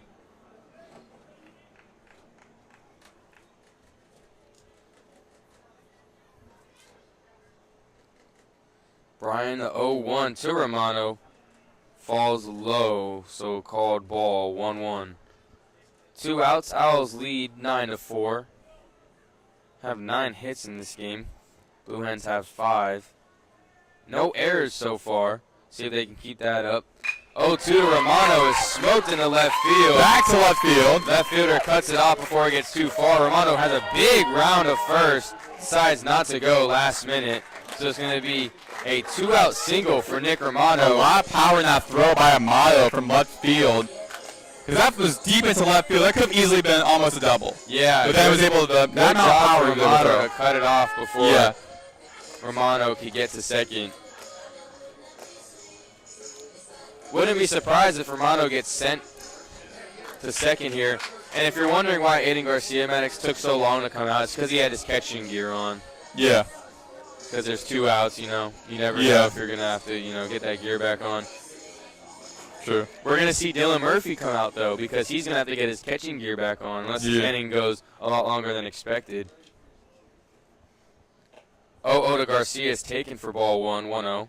2 outs, Romano, the runner at first. Garcia obviously had that grand slam in the 4th innings. 1 for 3 on the day with a walk. Last at bat struck out. Garcia checks his swing, can't hold back. So a swinging strike 1. 1-1 count now. Owls have been good with 2 outs, hitting .400, 4 of 10.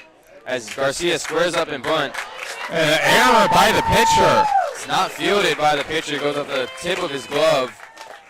And I think that's going to be classified as an error for Bryan, as it did hit his glove. And that's going to bring up a big power threat in Carter Brady. That was the 11th total hit as a team for FAU. Is it classified as a hit? It is. On the scoreboard, it's classified as a hit. No error, so far it was not classified as an error. But I feel like it did because it has his glove on it. I did stat logging for 2 years, and I will say that is an error in my opinion, but they're going to mark it as a hit because there is no guarantee that he was going to be thrown out at first. As the 0-0 to Brady is taken for strike one. Runners on first and second. Garcia at first, Romano at second, Brady up to the plate. 0-1 to Brady is taken for strike two. Carter Brady now on a hole 0-2 with 2 outs. Trying to get some late insurance run in the bottom of the seventh. Jeez. It gets really hard to pronounce words sometimes. Brian, the 0-2 to Brady, works inside for ball one. I mean, also it's pretty late. I mean, we're closing in on 3 hours. I've had a really not chaotic day, but very back and forth day. I'll tell you after this pitch. The 1-2 to Brady. He's early on it, pulls it to third base. By Bolden. A great one-hop scoop from Bolden, and just gets the force out at third. But yeah, that's going to end the bottom of the seventh for the Owls. No runs. And 2 left on base were Romano and Garcia. But today I woke up early, ish, for my 11 a.m. class, which I haven't been to in the last 2 weeks. Why? Because, so on Friday, the TA's an Eagles fan, so they called off for Friday. Okay. Then Monday they won, so she called off again. Wednesday, I called off for some reason. I don't know. I said I couldn't do it. I couldn't fall asleep. Some nights I just can't sleep. I might be a partial insomniac. I don't know. TJ Gramste's out there catching now, not Dylan Murphy. That is one of Dylan Murphy's roommates, though, so shouts out to him. Yeah. From, I forgot his high school, but he's from the area. I gotta say, that's honestly no shade to whoever the professor is in your class, but, I get, North Broward Prep, so right here from Boca Raton. I get. Hometown kid. Yeah, I get that, you're an Eagles fan, your team just won the Super Bowl, second ever Super Bowl, dismantled the Chiefs so bad in front of basically the entire nation, but canceling class the one day after, that makes sense. Yeah. Second day, I mean, unless you're planning on going to the parade, which happened today, and as you would expect for Philly, it was, as you would suspect, it was chaotic. Eagles fans were trolling Mahomes. They were burning Kermits for no reason. Yeah. One fan threw a beer can at the owner by accident. By accident. But Arkansas still in there pitching for the Owls. Yeah, for me, my family is from Philly. They're all Eagles fans. I know, Eagles fans. They always tell me, Eagles fans. Owls with 11 hits, 9 runs scored. Eagles fans would hate each other, but then once they see a rival or an opponent, they then square up and unite and hate on them. That's what the fan base is.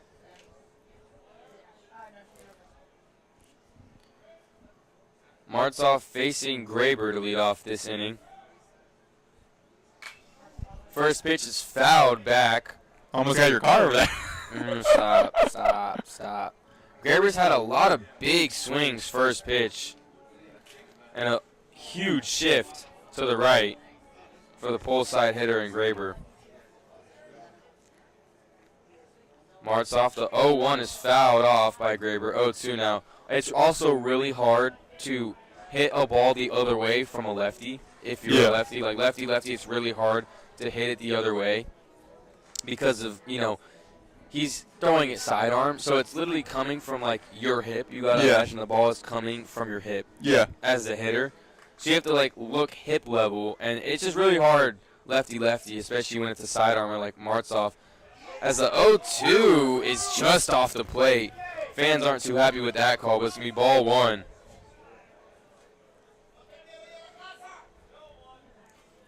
I can only imagine what Mr. LaRose said in Spanish just now to the ump. The 1-2 to Graber is taken for ball two. 2-2 count now. Graber working it a little bit after being down 0-2. Yeah, the Brando LaRose's father here showing support for his son. And I got to say, I've been seeing, like, whenever LaRoe is that bad, like, his father would just be 2-2 so... to Martzoff is a drop third strike, but it goes all the way to the backstop, so Graber is going to reach first safely. But every time I, like, see LaRoe at bat, I'll, like, look over and see his father. His father's, like, his #1 fan, always supporting, which you want to see as a parent. Here's the question. Hold on. We just saw a strikeout, but he reached base because of the drop third. Yeah. Will we see a 4 strikeout inning? 4 strikeouts. He would have to strike out the next 3 batters. Oh. He already struck out 1. Yeah. That does count as a strikeout as a drop third. But I've never seen a strikeout. There's no out on the board. It's a strikeout, though. It is a strikeout. First pitch from Martzoff to Bolden is a ball. I'll just say no. I don't think we will. You don't think so? It's very rare, so it's probably a good call on your part. Martzoff, the 1-0, is hit hard at third base. It's the second, and it's dropped. Another error by the Owls by Martinez. I'm surprised. I don't know how he couldn't have caught that. Yeah, it was direct to him. When you're trying to turn 2 like that, it's trying to run quick. It's very easy to because scooping the ball then quickly turning. It's very easy to take your eyes off the ball and not look it all the way into the glove, and that's exactly what happened there from the redshirt freshman John Martinez. And LaRoe's father not happy with that call either. Definitely not. I'm supporting all the Owl teams. We're supporting all the Owl teammates. Martzoff now to Stewart. And here comes the pitching coach. Ball 1. Pitching coach having a word with Martzoff. Jordan to Bachman having a word with Martzoff. I mean, you got now 2 runners on base. Right now it's just 1, though, but 2 runners on base. The Blue Hens are hitting well with runners on base, 3 for 8. Early in the game, they weren't looking too strong. Then they were down 3-0. Then at the top of the 4th, Beard having struggles, a little bit rattled off. The Blue Hens make it 3-2 game, down by 1. But then the next inning, the bottom half of that inning, Owls were able to score. So they're starting to catch heat now for Delaware late in the game. That's what you don't want to see. You don't want to have your opponent be slow in the beginning and gain speed as the game progresses. So that's probably what Bachman is telling, who just told Martzoff, probably telling him, slow, easy on your pitches, try to get this batter out and at least get 1 out under your belt to gain some momentum. 1-0 to Stewart is fouled back for strike 1. 1-1 now. A double play would be nice here, but could have said that about the last batter, and we saw what happened. The double play ball was dropped by John Martinez. Yeah.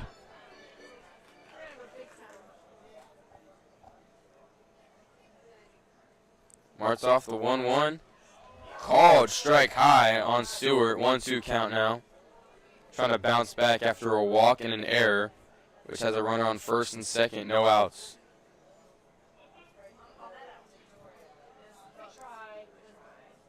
Ump calls time.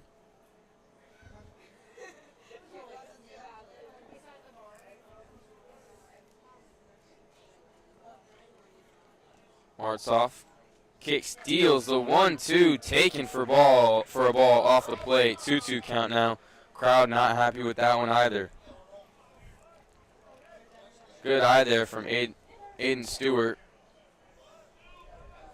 I don't see anyone in the Owls bullpen, so far they're not planning on making any pitching changes anytime soon. 2-2 from Martzoff is high for ball 3. A full count now. And a walk here would load the bases, which is definitely not something you want to see here for the Owls. Especially getting up to be a bases loaded. Payoff pitch to Stewart is called strike 3. Martzoff gets the first out. Now he's starting to the top of the 8th. Now he's starting to build a little bit of confidence now. Now striking out his first. Again, it only takes 1. But a dangerous hitter in Rory Finn coming up, who has all 4. Yeah, because of the Blue Hens RBIs. And because of that, John McCormick, the head coach for FAU, is now going to be taking out Martzoff. Now, actually, they're going to be making a pitching change. It makes sense. Lefty-righty advantage, or disadvantage, I should say. So they're going to bring in a righty from the bullpen. And that's going to end Max Martzoff's day as he went only 2/3 innings pitched with a walk and 2 Ks after throwing 19 pitches. Again, Rory Finn coming up. True freshman from Warrington, Pennsylvania. I got to say, Maddox, I don't think he'll be playing for Delaware next year with the way he's playing tonight with a 2-run home run and a 2-run double. As a true freshman, getting playing time is one thing at a D1 school, but also producing in the way he has is very impressive. I mean, the only other example I can think off the top of my head of the true freshman having such a great year, he ends up leaving, is FAU former football safety C.J. Hurd, who, as a true freshman safety, one of the pillars of that defense and overall, like, bright spot for the team. Number 13, Stephen Adams, senior from American Heritage High School, transfer from Kansas, is coming into relief for the Owls. Yeah, Stephen Andrews. I said Adams. Maybe I did. Yeah. Maybe I did say Stephen I Adams. mean, he could kind of look like the NBA guy, Stephen Adams. He is 6'3", but I'm pretty sure Stephen Adams is about a foot taller. Is he half Samoan? I don't know. He's Australian. No, New Zealand, I think. I think he's Australian, right? Australian, Oceanic. I mean, yeah. I can't change. Yeah, I mean, whoa, I can't change. Great walkout song from Stephen Andrews. Won't you fly? I mean, there's a lot of good walkout songs. Yeah. There's a lot of good walkouts. There's a lot of good walkout songs there. This is definitely among the best. This is up there with Aiden Garcia and John Schroeder. I was going to say, like, also going to the MLB terms of, oh my God, I already forgot the name of it. But the one that Timmy Trumpets plays, that song. Edwin Diaz. Edwin Diaz is, his walkout. All ball knowers know that walkout. That's a good walkout song. It's very iconic indeed. So Stephen Andrews with Bolden at first and Graber at second. That's the face, the most dangerous hitter in this Blue Hens lineup tonight, which is Rory Finn. Like I said, has 4 RBIs. Driven in every single run for the Blue Hens tonight. It's 2 for 3. Struck out in the second, but got his bearings. In the fourth, hit a 2 RBI double, and in the seventh, hit a 2-run home run. Looking to cut into this FAU lead and deal some damage. Andrews' first pitch to Finn is taken for ball 1. That was a very high pitch. High and in for sure.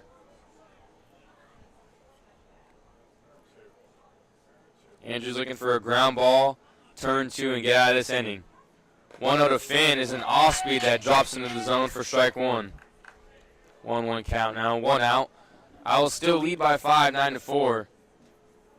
But with one swing of the bat, this game can change drastically.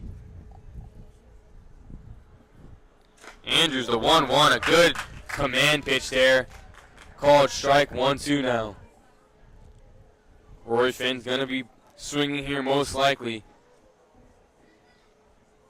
Andrews, I can only imagine, might go to an off-speed here. And he does, but it's spiked into the ground. It's going to advance the runners. And that's an error you cannot afford. Wild pitch, and that pretty much takes the double play off the table.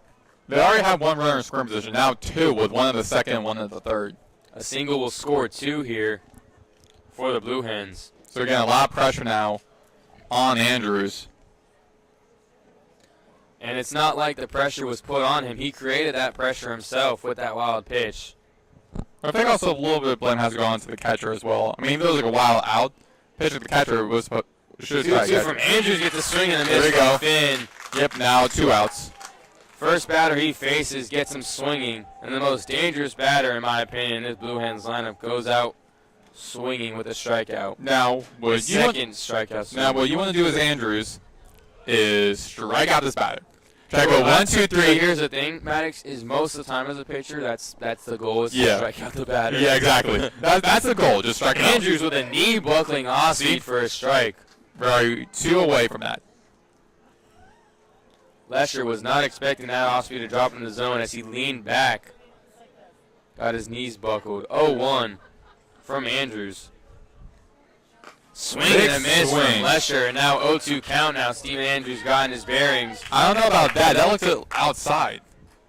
I didn't say anything about location. I said a big swing and a miss. Yeah, but I'm saying like that pitch looked a little bit outside. Oh, yeah. So if he could just stay off-speed outside here to use your previous pitches as he gets an off-speed over the plate. Called strike 3.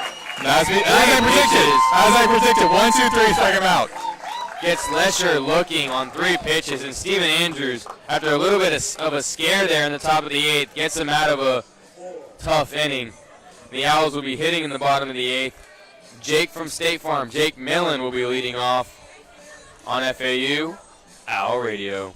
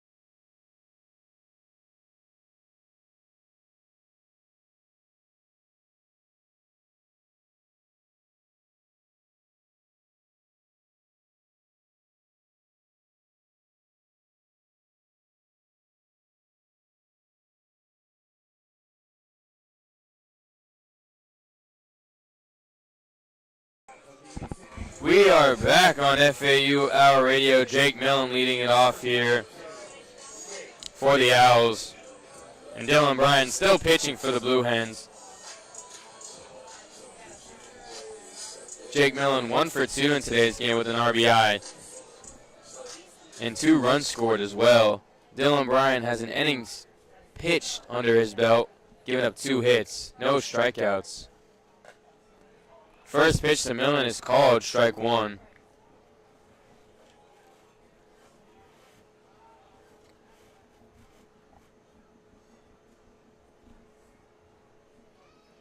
Bryan, the 0-1 to Millen is a low breaking ball taken for ball 1. 1-1 count now. Owls lead 9-4 over the Blue Hens, trying to add some insurance runs late in this game, bottom of the 8th. Could very well be, and probably will be, their last set of at-bats as Millen swings at a low off-speed away for strike 2. 1-2 count now. He could have just stayed his stance and he would have been fine. Definitely shouldn't have swung at that pitch, Yeah, as it yeah, did end up in the other batter's box. But now a 1-2 count here. He's got to fight. I think it was also very tricky with baseball. 1-2 is high. I think it was very tricky with baseball. Is you really have to play the guessing game. You got to be either committed to what you're doing or you're not.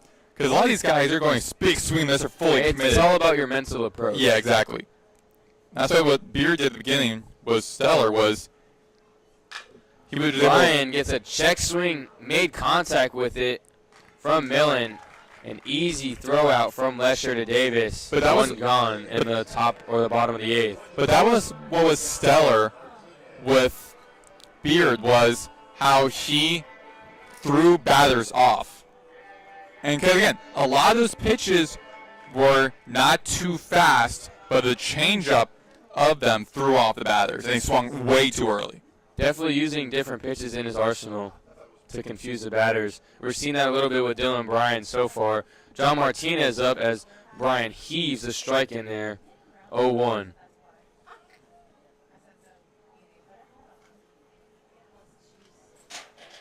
Bryan, the 0-1, gets a swing and a miss from Martinez. That was also low and outside. I would have just stayed put. He's commanding that changeup very well, getting swings and misses on balls out of the zone. It's a big confidence builder for pitchers in general. Bryan kick steals the 0-2 from Martinez. Is smacked down the first baseline and is fair. Martinez rounding first, headed for second, and he's going to be in there safe as a throw from Graber is late. Extra. John Martinez with a one-out double. 4th extra base hit for the Owls. And John Martinez second. Back-to-back doubles, one in the 6th and one now in the 8th. He's 3 for 5 with 2 Ks, a single, and 2 doubles. That's going to bring up Marshall Lipsy, the 9-hole hitter, with Brandon LaRoe on deck.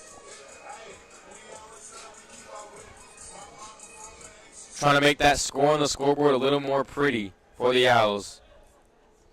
Lipsy's 0 for 1, has 2 hit-by pitches and a walk in this game. First pitch from Bryan is outside for ball 1. Bryan now giving up 3 hits and an innings and a third pitched with 21 pitches thrown. 22 coming up. The 1-0 to Lipsy's taken inside for strike 1. Wind's coming in a little bit. 9:32 local time. Game started at 6:30, so we're going over 3. Yeah, over 3 hours of game time as the 1-1 is taken for strike 2. We've seen Lipsy take a lot of strikes in the zone so far. Hasn't really been pulling the trigger lately. You would think the pitch clock would help keep the pace going a little bit quicker. I mean, that's what the MLB did. The pitch clock is 5 seconds longer in college baseball, I will say that. Yeah. As Lipsy takes a 1-2. Oh, yeah, pro baseball is 15, yeah. But Lipsy's been working the counts. He's gotten 2 hit-by pitches and a walk, like I said, and 1 strikeout looking. Hasn't been aggressive with his swings as he takes the 2-2 low and works the count full. But he's got a very good eye, and that's why he drew that walk and ultimately drew those hit-by pitches as well as he extended the counts. Because when he did swing, he made contact with pitches in the zone.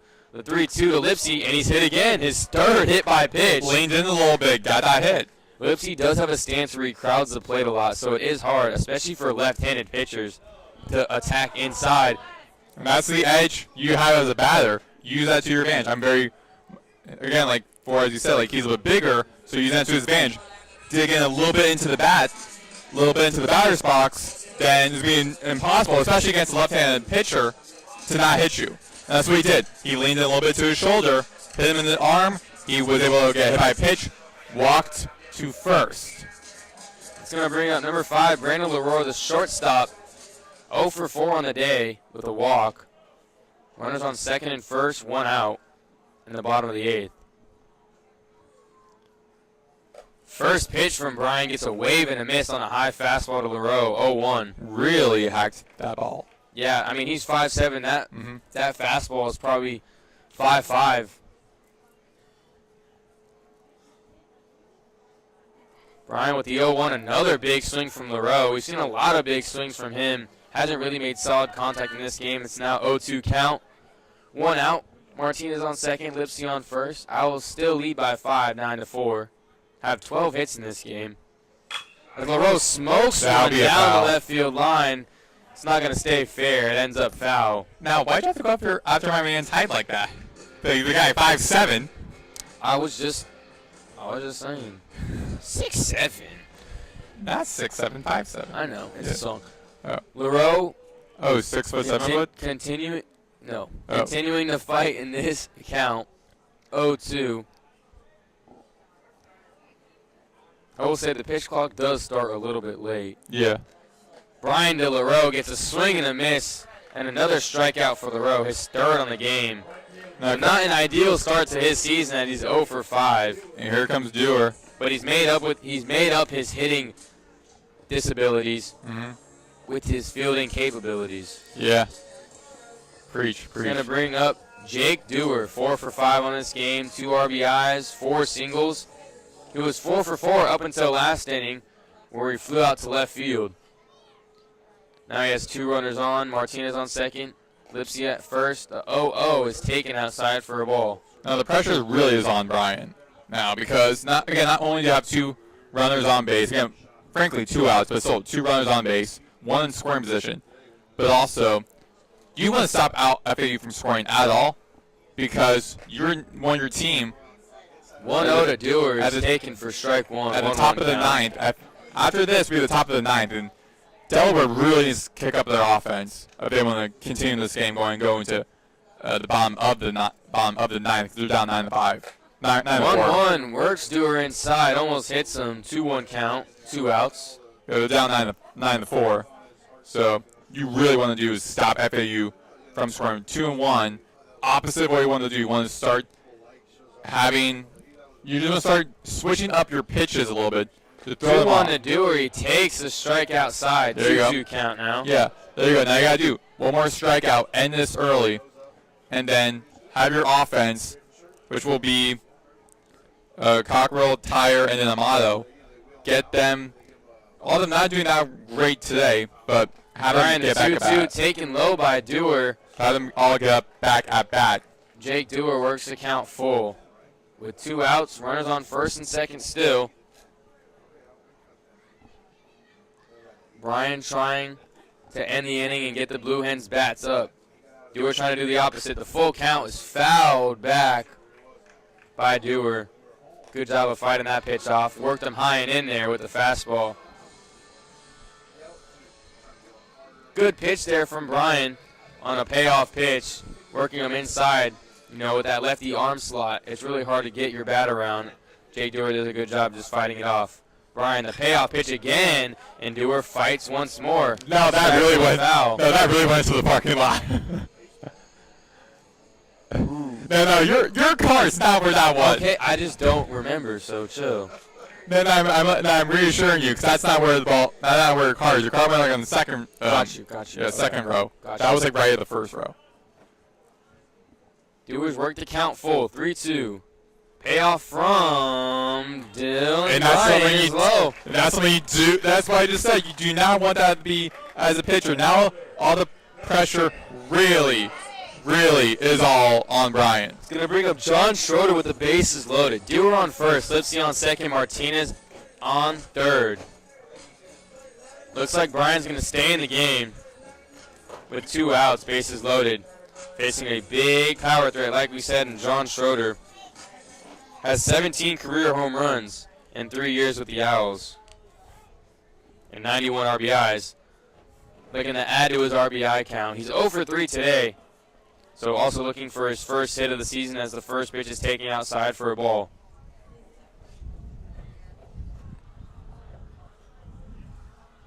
Bryan, the 1-0 to Schroeder is smoked. Deep left field. Is it fair? It'll be gone, but it goes foul. Very close to the very end. Stayed in play as well. That wind definitely pushed it back. The wind is becoming a factor late in this game, as both you and I can attest to because of the wind affecting our broadcast. The wind is definitely not on the Owls' side for right now. And I tell you, if we are in perfect weather conditions, that one is definitely getting out of here. Exactly. I think also that lone home run for Delaware as well earlier in the game also that would not have happened. I do believe that one was smoked. I don't think so. It looked very slow at the beginning, but quickly. Bryan's 1-1 is taken high by Schroeder. 2-1 count now. Schroeder trying to extend the lead, but it quickly grew by once the wind was blowing. Owls lead by 5, 9-4. 2-1 to Schroeder. Is capped back to the pitcher. Schroeder digging hard. Sacrifice. And Bryan throws him out. I don't know if that was intentional. Good stretch from Davis there to get the out. I don't know if that was intentional or not, but definitely a little sacrifice right there. And no, definitely not intentional with 2 outs, especially when you get a full swing. He was just so early on the off speed. Good pitch selection there from Davis on the payoff pitch, getting Schroeder to lunge and ultimately cap one back to him. We'll be back for the top of the ninth. The Blue Hens are going to be down to their final 3 outs on FAU Owl Radio.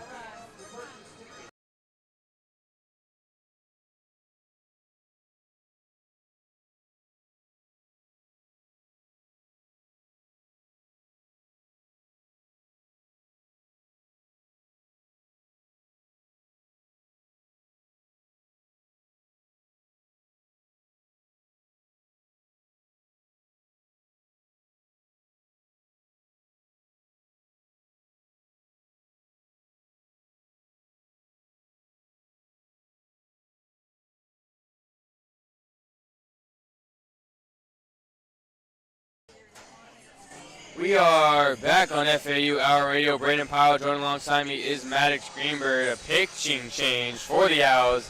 MJ Bollinger coming in for the close as the Blue Hens are down to their final 3 outs. I love this walk-up song, but You do? Yeah. You like the what is this again? Hard rock, I guess? I guess, like, I just, at least, like, the rhythm of it is good. Got you. Yeah. I don't know the overall song. I mean, wait, would Metallica be, like, hard metal or just, like, Yeah, it's hard metal. Okay, yeah. MJ Bollinger, 6 foot, 210 sophomore from Fort Lauderdale, Florida, is a transfer for San Jacinto in Texas. In 2024, he pitched in 17 games with a 1.36 ERA and had 28 strikeouts in 33 innings. So he was a staple in San Jacinto's bullpen, looking to be a staple here for the Owls. Clearly has established himself as a closer, preparing to get these final 3 outs against the Blue Hens. So unfortunately, I cannot find worthy. Bollinger taking the time to embrace the moment. And Yeah. the dugout is definitely excited for him. But I definitely could not find the walk-up songs for FAU players. Like, I think they did that for, I think I saw somewhere on Twitter one time for LSU. That for their Bollinger baseball team. fires a heater high for ball 1. He is amped up for this closing opportunity. Yeah, I've never really seen a closer do that. I've never seen a closer do that. Like, hype A lot of himself. closers do have those type of rituals. Yeah. Bollinger fires another fastball Especially high, since 2-0 count. Especially since it's a huge role of, like, hey, we're about to win this game, just close this out, 3 outs, that's it. It's So a right now very, it's 2 though. it might not seem high pressure, but it is a very high pressure situation Exactly, yeah. with the game on the line. So you have to amp yourself up in that way. Bollinger gets a fastball in there for strike 1. I mean, 2-1 count now. also the batters he's going against haven't really. I mean, they're right now about bat 0-3. Next 2 batters are 1-3. So batters Bollinger are breaking ball catches the outside part of the plate for strike 2. Bollinger using that command fastball with high velocity early in the count. Now gets the breaking ball to catch the outside part of the plate. 2-2 count now to LT Cockrell. Fastball inside. Strike 3. MJ Bollinger Very strikes out strong. the first batter he sees. Very strong by Bollinger. Jackson Tyre now coming up. Number 23, the junior. He's 1 for 3 on the day. I don't think MJ Bollinger cares at all about his name, his number, Exactly. what year he is, how old he is, Yeah. what he is on the day. I think Bollinger is saying, I'm striking him out right here. Yeah. First pitch to Tyre. Breaking ball finds the inside part of the plate, strike 1. Bollinger probably thinking, listen, this is Valentine's Day, but ain't no love with you, bro. Ain't Yeah. no love, bro. I'm gonna strike you out.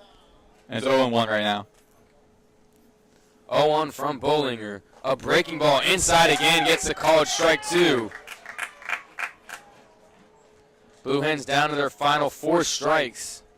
Final 2 outs here. Bollinger winds, deals 0-2, is fired high. 1-2 count now. 1 out, top of the 9th. Owls lead 9-4. Bollinger looking to put this game on ice.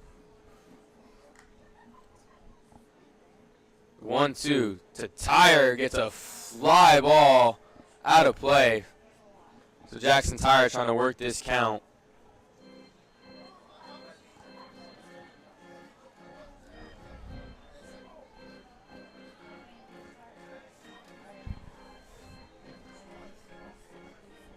Bollinger the 1-2, 1 out.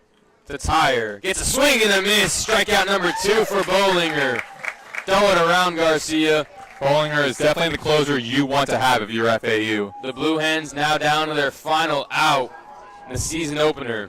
And the dugout is loving it from Bollinger. Favorite player is Randy Johnson. It's a pretty good favorite player to have, one of the best pitchers of all time. He now turned to photography as well. Yeah, he has turned to photography. It's weird because I think he's not doing photography for, I think it was like baseball or something, but like Ken Griffey Jr., he is now turning to photography. Odo Amato is taking for ball 1. But Ken Griffey Jr., he's now a photographer and he's shooting for NFL, Yeah. which is also pretty interesting to think about. Bollinger, the 1-1 to Amato, gets a swing and a miss on a breaking ball low and in. 2-1 count now. 2 more strikes. He's 2 strikes away from putting this game away. Big shift on Amato again. Blue Hens down to their last 2 strikes and their final out. 1-1 from Bollinger to Amato. Is fly, shallow left field. That's tracking it down to Schroeder, and he overruns it.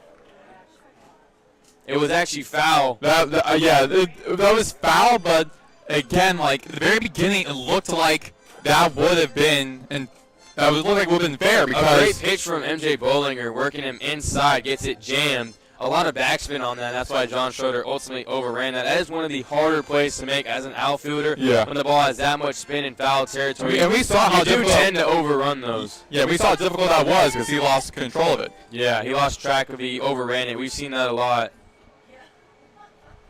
But a 1-2 count now. Blue Hens down to their final strike. Bollinger trying to put this game on ice.